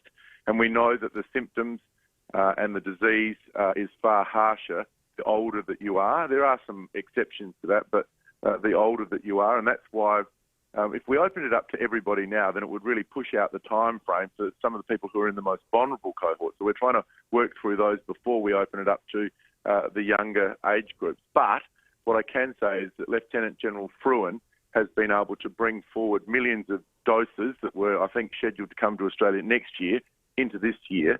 In fact, we get an increase in our weekly allocation towards the end of this month. So we will be opening up more slots and times for people to get vaccinated. But look, I understand the frustration that many people are feeling at the moment, but we don't manufacture the mRNA type vaccines in Australia. We want to, and the federal government is considering applications for that at the moment. But that's going to be 6 to 12 months down the track. It's not going to solve the problem in the next couple of weeks. Do you think providing financial incentive for people to get vaccinated is a good idea? Well, I think providing incentive to people that haven't been vaccinated makes some sense. Providing an incentive to somebody that's already done it doesn't make a lot of sense at all, quite frankly. I mean, why you would spend billions of dollars paying people that have already done something in their own interest is something that only the Labor Party could come up with. So I think it's a very poor policy. They clearly don't have too many solutions, and so now they're just sort of making up things. That probably seemed very popular at the time. Let's give everybody $300. But how does it incentivise somebody that's already had the shot? What does your modelling tell you about when South Australia will start hitting the targets that the Prime Minister announced late last week that would mean that we say goodbye to lockdown? When do you think that date will be for SA? Yeah, so there's two targets, Will. There's the 70%, which gets us through to stage 2, and then the 80% in stage 3. And it really is all dependent on one thing and one thing alone. That's the availability of the Pfizer doses. I don't think that there's going to be a massive increase in the uptake of AstraZeneca amongst the younger age groups. Now, in Sydney, they say that there is because, they're facing some pretty extended lockdowns over there, and that's the only way they're going to get out of it. I still don't see a massive increase in the younger cohorts here in South Australia. There's a bit, but it's not going to shift the dial. Really, we've just got to get a little bit more clarity from the federal government about the great work they've done in bringing forward those doses, and then we'll be able to get to that 70%, hopefully, as quickly as possible. It probably doesn't help when you've got people like the Chief Medical Officer, soon to be Governor in Queensland, running around saying the sky will fall in if young people take AstraZeneca. Well, I think this is one of the problems for younger people making up their mind. You've got one Chief Health Officer saying one thing, you've got the Australian Chief Medical Officer saying another thing, you've got a Targi saying something, and that will create some hesitancy. And I think, as I said, in Sydney, I think it's probably people are saying, well, look, the risk, if you like, is negligible. I'm going to do it because if I got it, I could be in all sorts of trouble. So that's the equation that they're taking. But in other states, they're saying, well, look, we don't have much of it in our state, so I'm just going to wait my turn. It's probably only another sort of 6 or 8 weeks down the track. So this is the issue that we're all facing at the moment. Look, it's a curveball. Don't forget, we thought we'd got this made because AstraZeneca was being produced. They could produce 1 million doses a week.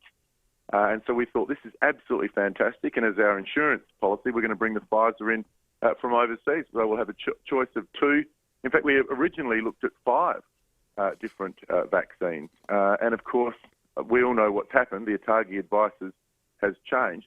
Having said that, the AstraZeneca is the vaccine that's been used in the UK, and they've got very high rates of vaccination there. So, look, it is a tough one, and we've just got to, we are where we are, and we've just got to work through the situation that we've got. But I'm very relieved that we're getting more of those doses, and that's going to help us get through and get as many people vaccinated as possible. But we've got to do it in a logical way where we're dealing with the most vulnerable people first, because that's how we get the best protection for our overall state. Premier Stephen Marshall, thanks very much for joining us this morning. Thanks, guys. 27 minutes after 8. So you're going to get your AZ? Well, yeah. That's what he basically just said to you. I didn't even know that was a... Come along with me to the showgrounds this afternoon. Yeah, we'll get a 2 for 1. Do they I've do heard, that? well, yeah, that's right. Table for 2, thanks. I've heard that apparently you can fire a cannon through the AZ section at the showgrounds. It's going to be interesting to see what it's like this afternoon. You can give us a bit of a review. A mate of mine went yesterday and he got there half an hour early and said, "Oh, sorry, I'm early." And they said, "No, you're right. We'll do it now." Wow. 28 minutes after 8. 822 300 is the number. You can text us on the Telstra Storm Out Parker text line. Coming up after 8:30. And speaking of medicine, but an ailment of a different sort, some really encouraging news for diabetes sufferers. We'll take you through it shortly. Hey, it's Callum, and like me, I know the team at Edwardstown Mazda is big on family, especially your family. From servicing or repairing your family's cars, no matter what make or model they are, Edwardstown Mazda can help. Yep, it doesn't even have to be a Mazda. Bring in any car for service and repairs. How good is that? One service centre for the whole family. So keep your family safe on the roads. Edwardstown Mazda. Edwardstown Mazda, A62 South Road.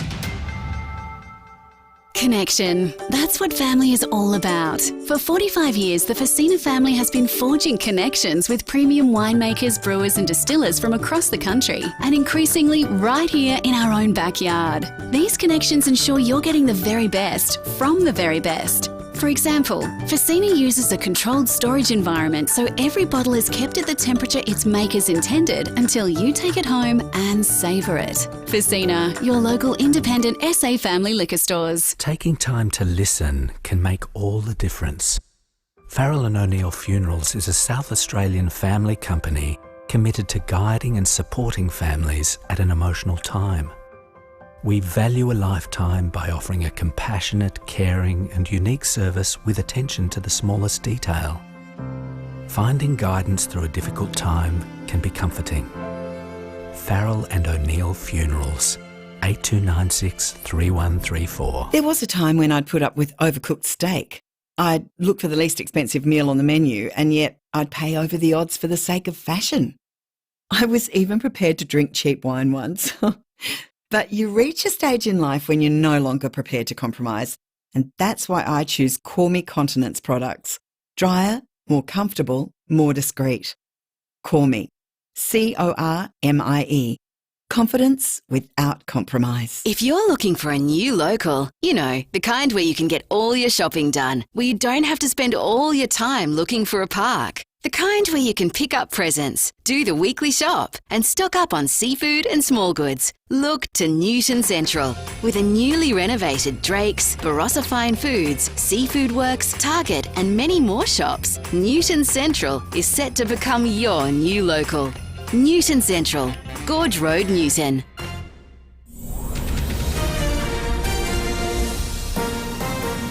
This is Adelaide's 5AA. Showers and 14 today with the 8:30 news. I'm Mel Usher. Trust Physio Extra. Norwood, Puri Street, Marion, Hallicove, Seaford and Victor Harbour. PhysioExtra.com. The federal government has rejected Labor's idea to pay Australians $300 if they've been fully vaccinated against COVID.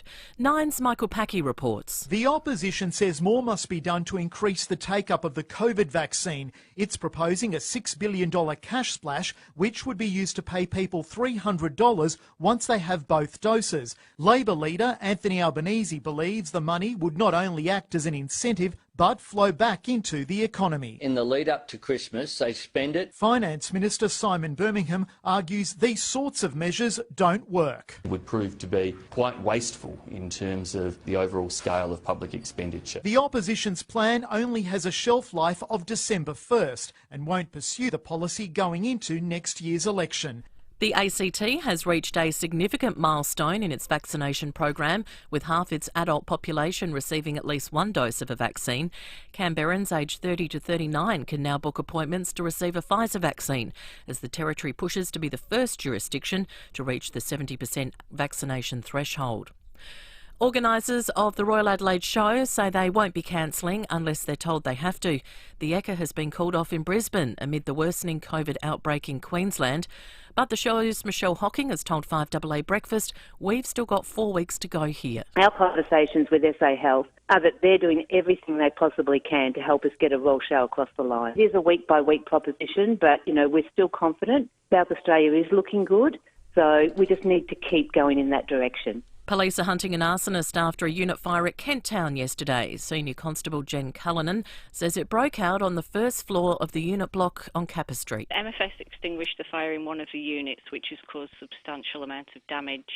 Thankfully, nobody was at home and nobody's been injured, but police believe that the fire was deliberately lit and are investigating it. Telstra has made public payphones free to all mobiles and landlines in Australia.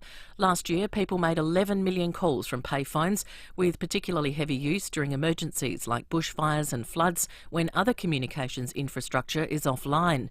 Telstra's Andy Penn says payphones can be vital to people in need. We made the phones free during the bushfires at the beginning of last year, and there were 3.5 million calls alone just in a 2-month period in the bushfire-affected areas, because the bushfires have taken out a lot of power wire infrastructure, and so the mobile network in some places wasn't working for a period of time. And in many respects, it's the only lifeline people had. The European Union has sent assistance to Turkey as wildfires destroy local forests, claiming 8 lives.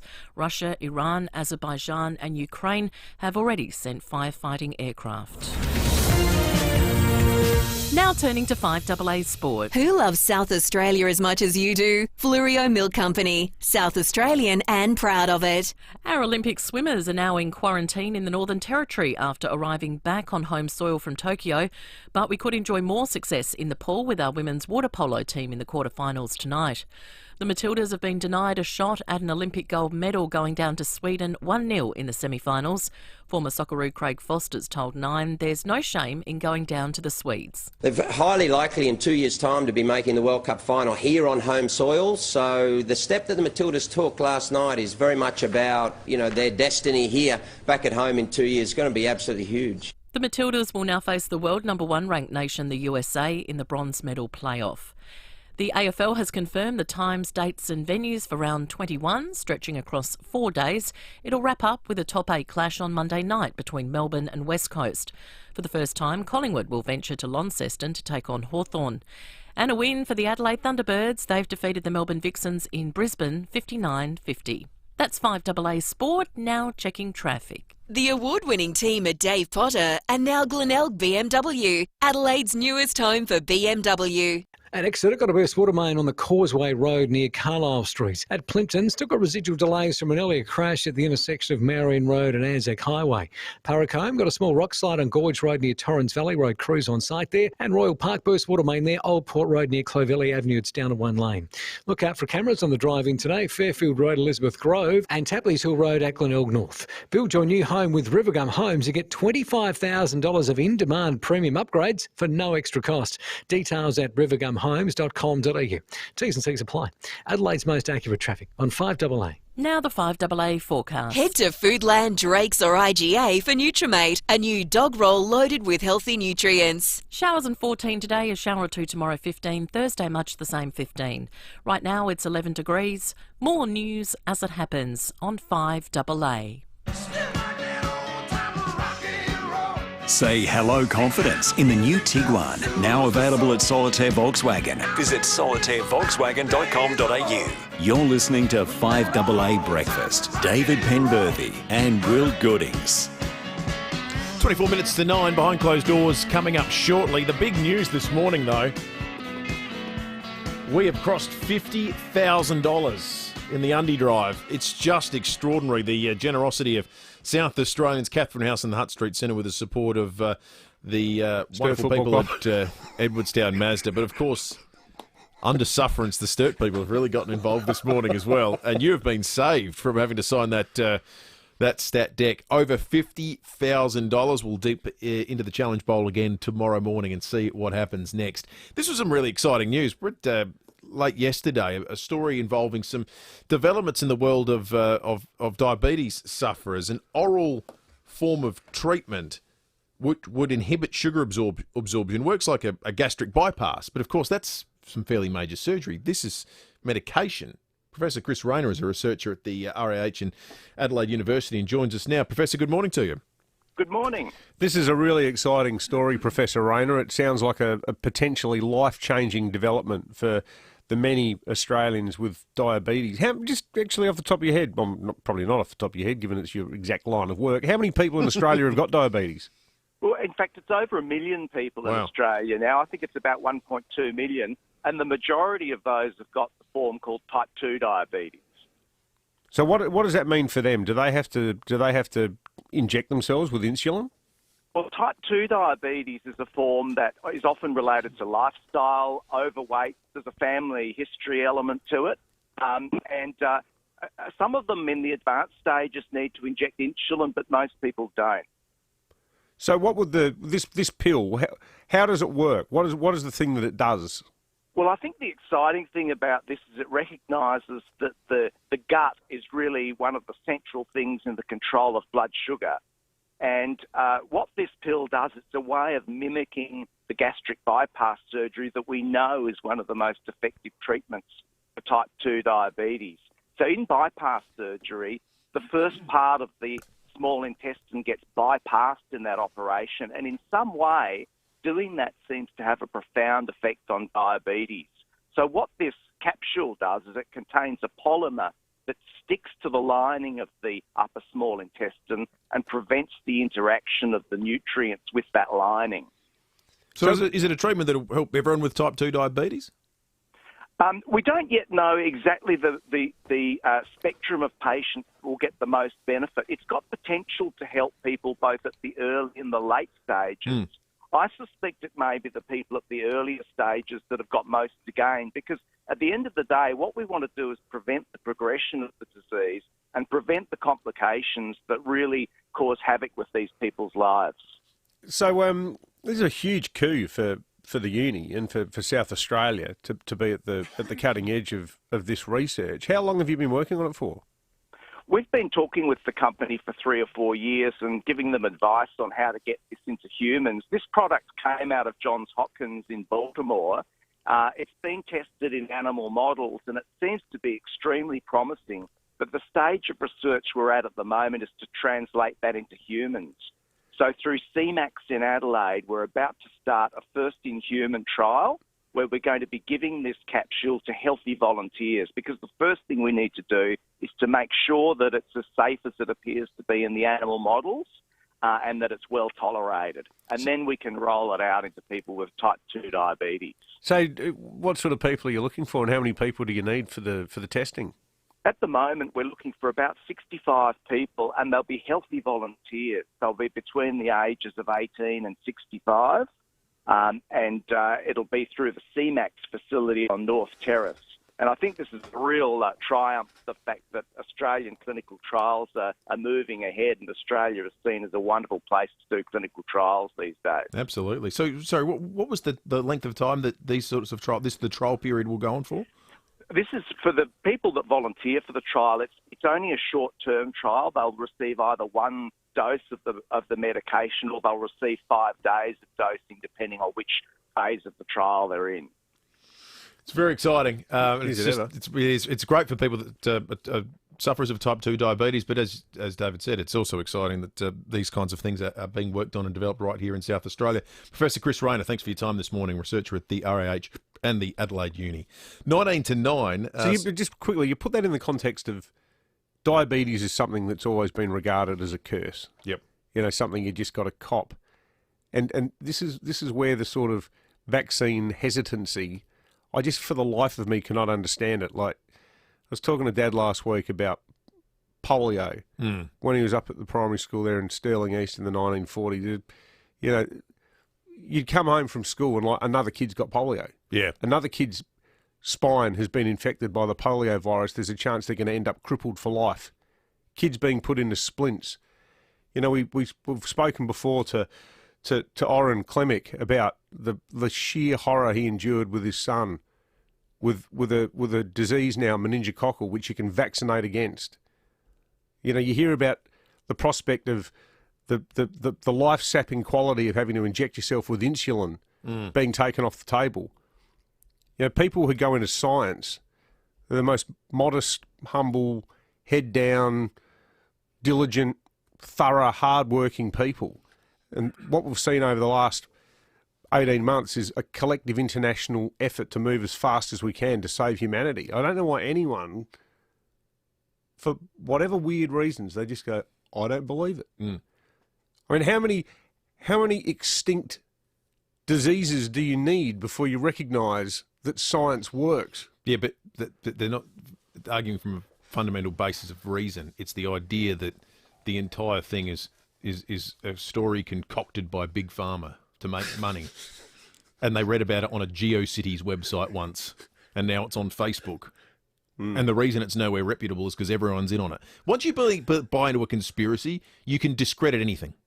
It's the easiest thing in the world is to say, well, of course, that you would say that. Well, the messaging's not.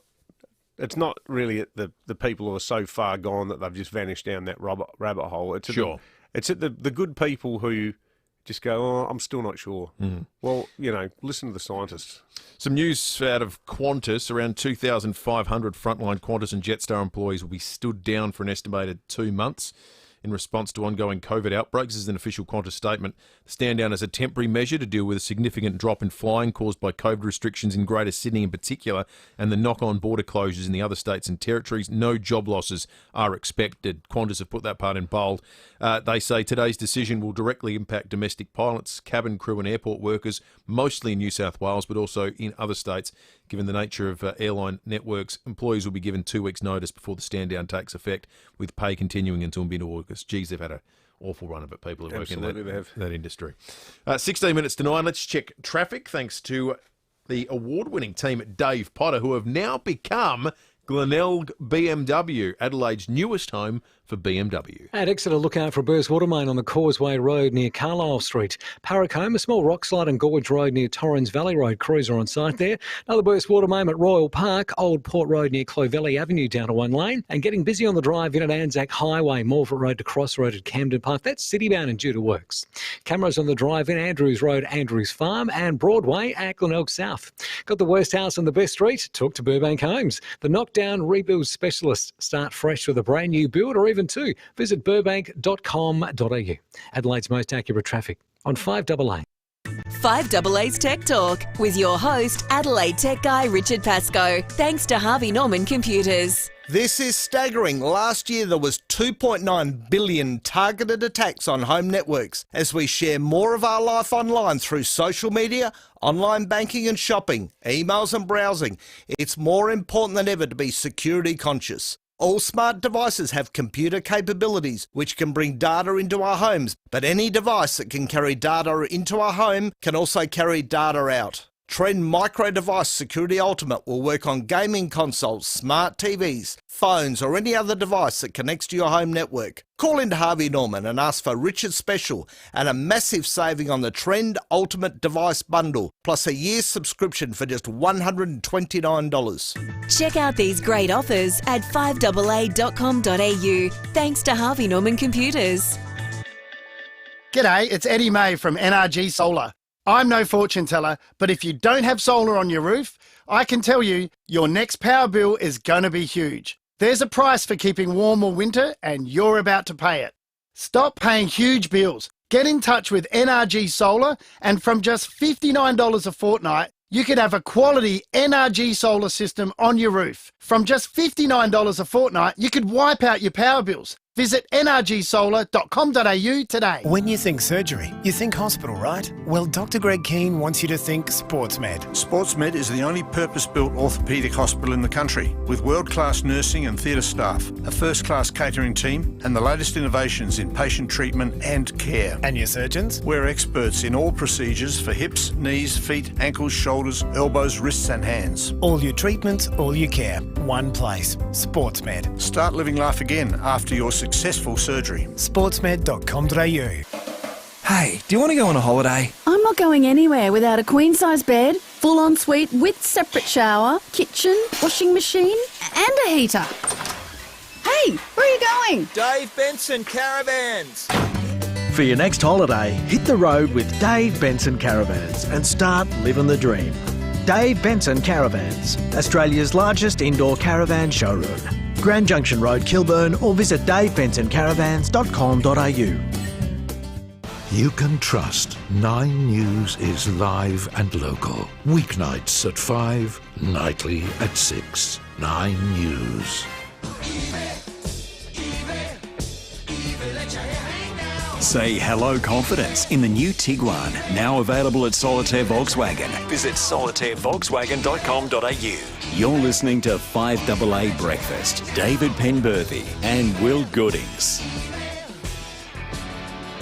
13 minutes to 9. It's time to go behind closed doors. Thanks to Aussie Fast Transport Solutions, interstate freight distribution, warehousing and local Adelaide couriers. Call Aussie Fast 13 13 64. And when we get behind closed 5AA Weekend Breakfast with Mike Keelan and Angie McBride. Good morning. Just after 7 o'clock, 8223 0000.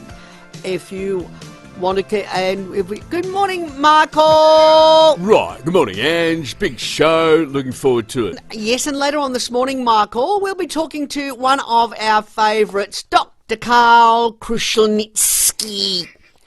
I say it like that because I'm embarrassed about getting it wrong, so I go Nitsky. Right. Well, we'll look forward to that, and we'll look forward to you saying Krushelnitsky again a bit later on. It's 22 minutes to 8, or 28 minutes past 7. That's the same thing, isn't it? No. Do you want to try that again, Michael? Well, if it's 22 minutes to, then that's the same as 28 minutes past, isn't it? No, it's not. Well, let's leave that and move on quickly. I'd rather keep it going, Michael, because a lot of your fans wouldn't have known that you have trouble telling the time. Right. Well, anyway, it's Saturday morning. I do know that. Yes, it is. Which is the same as Friday night, isn't it? What? Anyway, we'll also be talking this morning about UFOs. Oh, yes. And whether they exist or not. We'll be talking to someone who's written a book on the subject of UFOs and finding out all about that. I always, do you think, because I always, and you might too, it reminds me of, because have you ever seen Men in Black? Oh, yes, I have. And when they saw, if they ever saw one of the, when they saw an alien, they would compel them with their machine, wouldn't they? Yeah. They'd point their machine at them and compel them.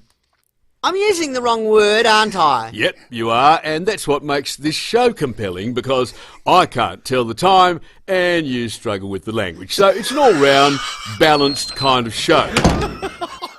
10 minutes to 9. Oh, Blakey. Let's do Fuel Watch.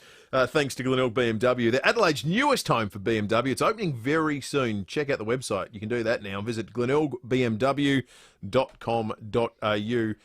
The fuel situation is this: $1.39 at the OTR Military Road in Largs Bay, $1.38 at the Caltex North Adelaide on O'Connell Street, $1.33 at the Woolies Caltex on the corner of Prospect Road and Trigg Street, and $1.31 on OG Road in Clemsig. Good message, sad message, but an important message from Sue in Redwood Park on the Telstra Storm Out Barker text line. Morning, guys. My mum had tuberculosis as a child prior to vaccines. She now has advanced Alzheimer's, which apparently can be caused by TB in your childhood years. Oh, wow.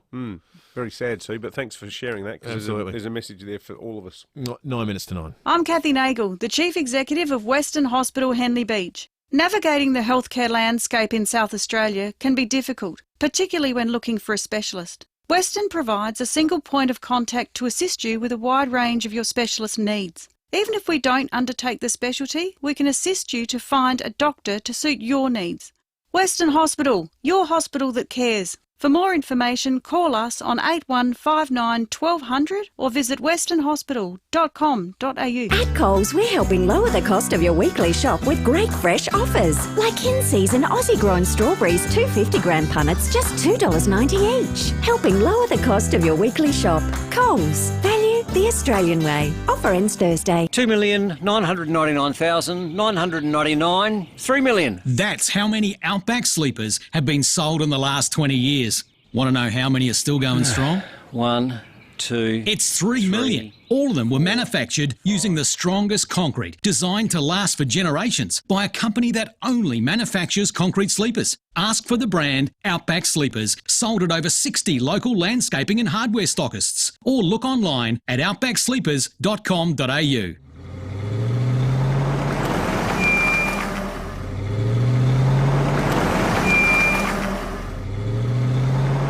You make enough stops as it is, which is why OG Speed Shop is a one-stop shop.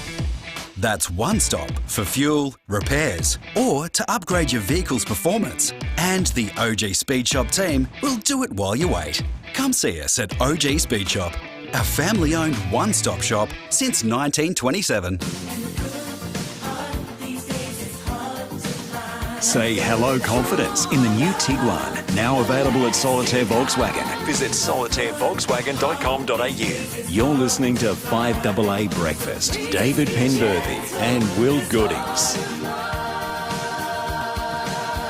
7 minutes to 9.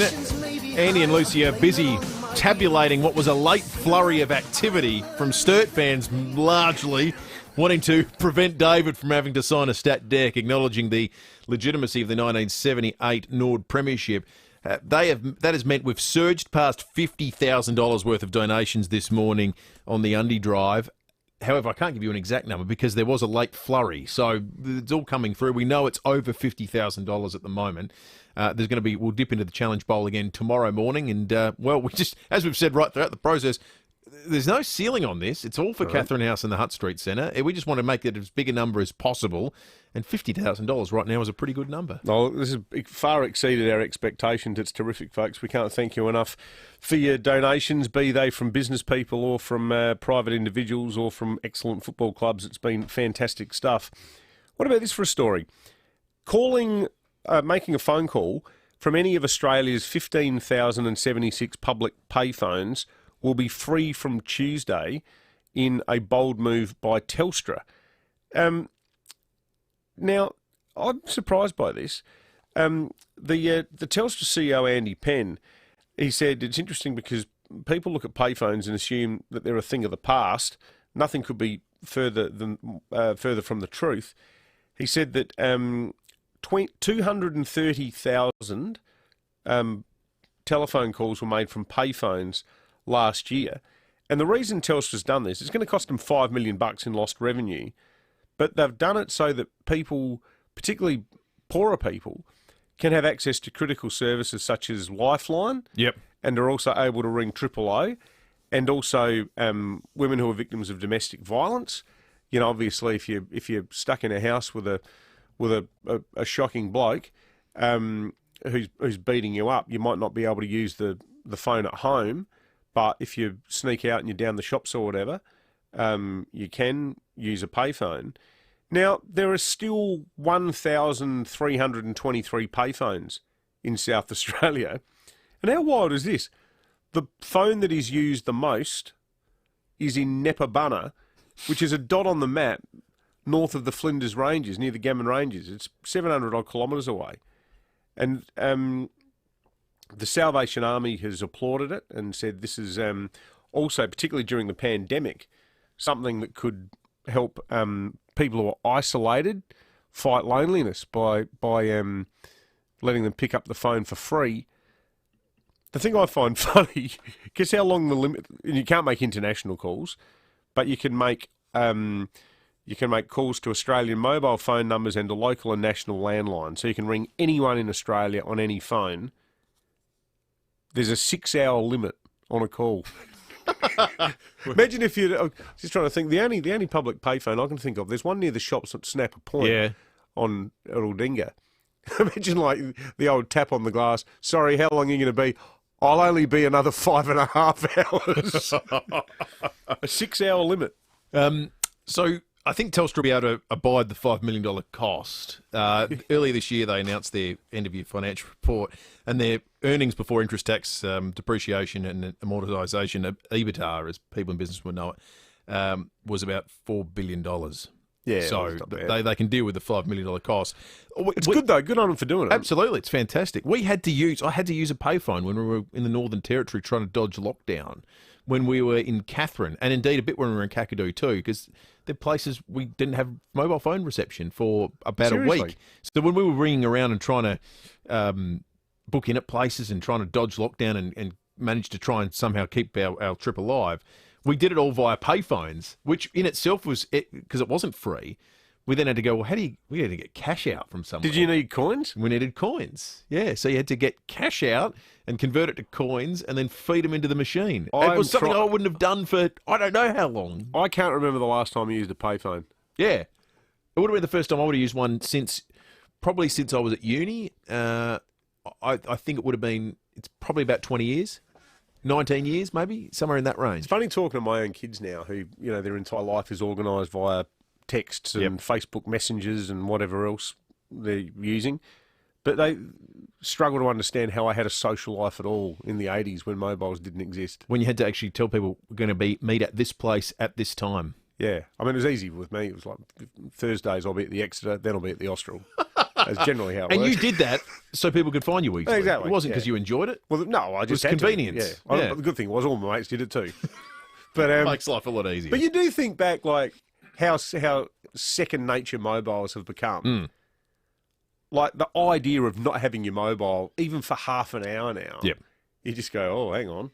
But you don't have meeting points. Do you remember once upon a time, okay, we'll meet at the Moores Balls, or we'll meet at the top of Rundle Mall, or we'll buy it next to the car park on the Maya car park on North Terrace. Or, like, no one bothers with meeting points. Pulteney Street, Hungry Jack's, or because you probably these days just say I'm at the corner of or whatever. Al Fresco and whatever. used to be a big thing. Yeah, used to meet people at Al Fresco down in Rundle Street or Hindley Street. I don't think meeting places exist anymore. What happened to Al Fresco? Don't know. Best focaccia ever: salami, cheese, tomato, and lettuce. And they put the lettuce in at the end after the sandwich had been in the sandwich press. I mean, come on, everyone knows you've got to do that. You're mad if you put the lettuce in the sandwich press. You get the odd one where there's lettuce. I know, but no one who's trying to suggest they know their way around a focaccia is doing that. That was a good focaccia.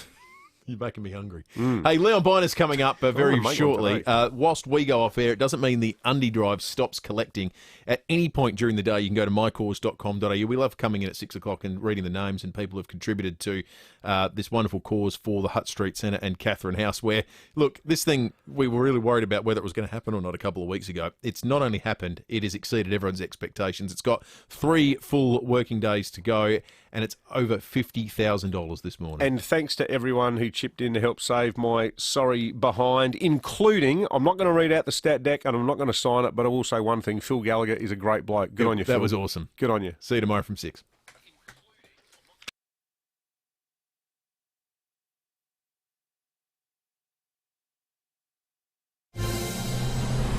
Online, on DAB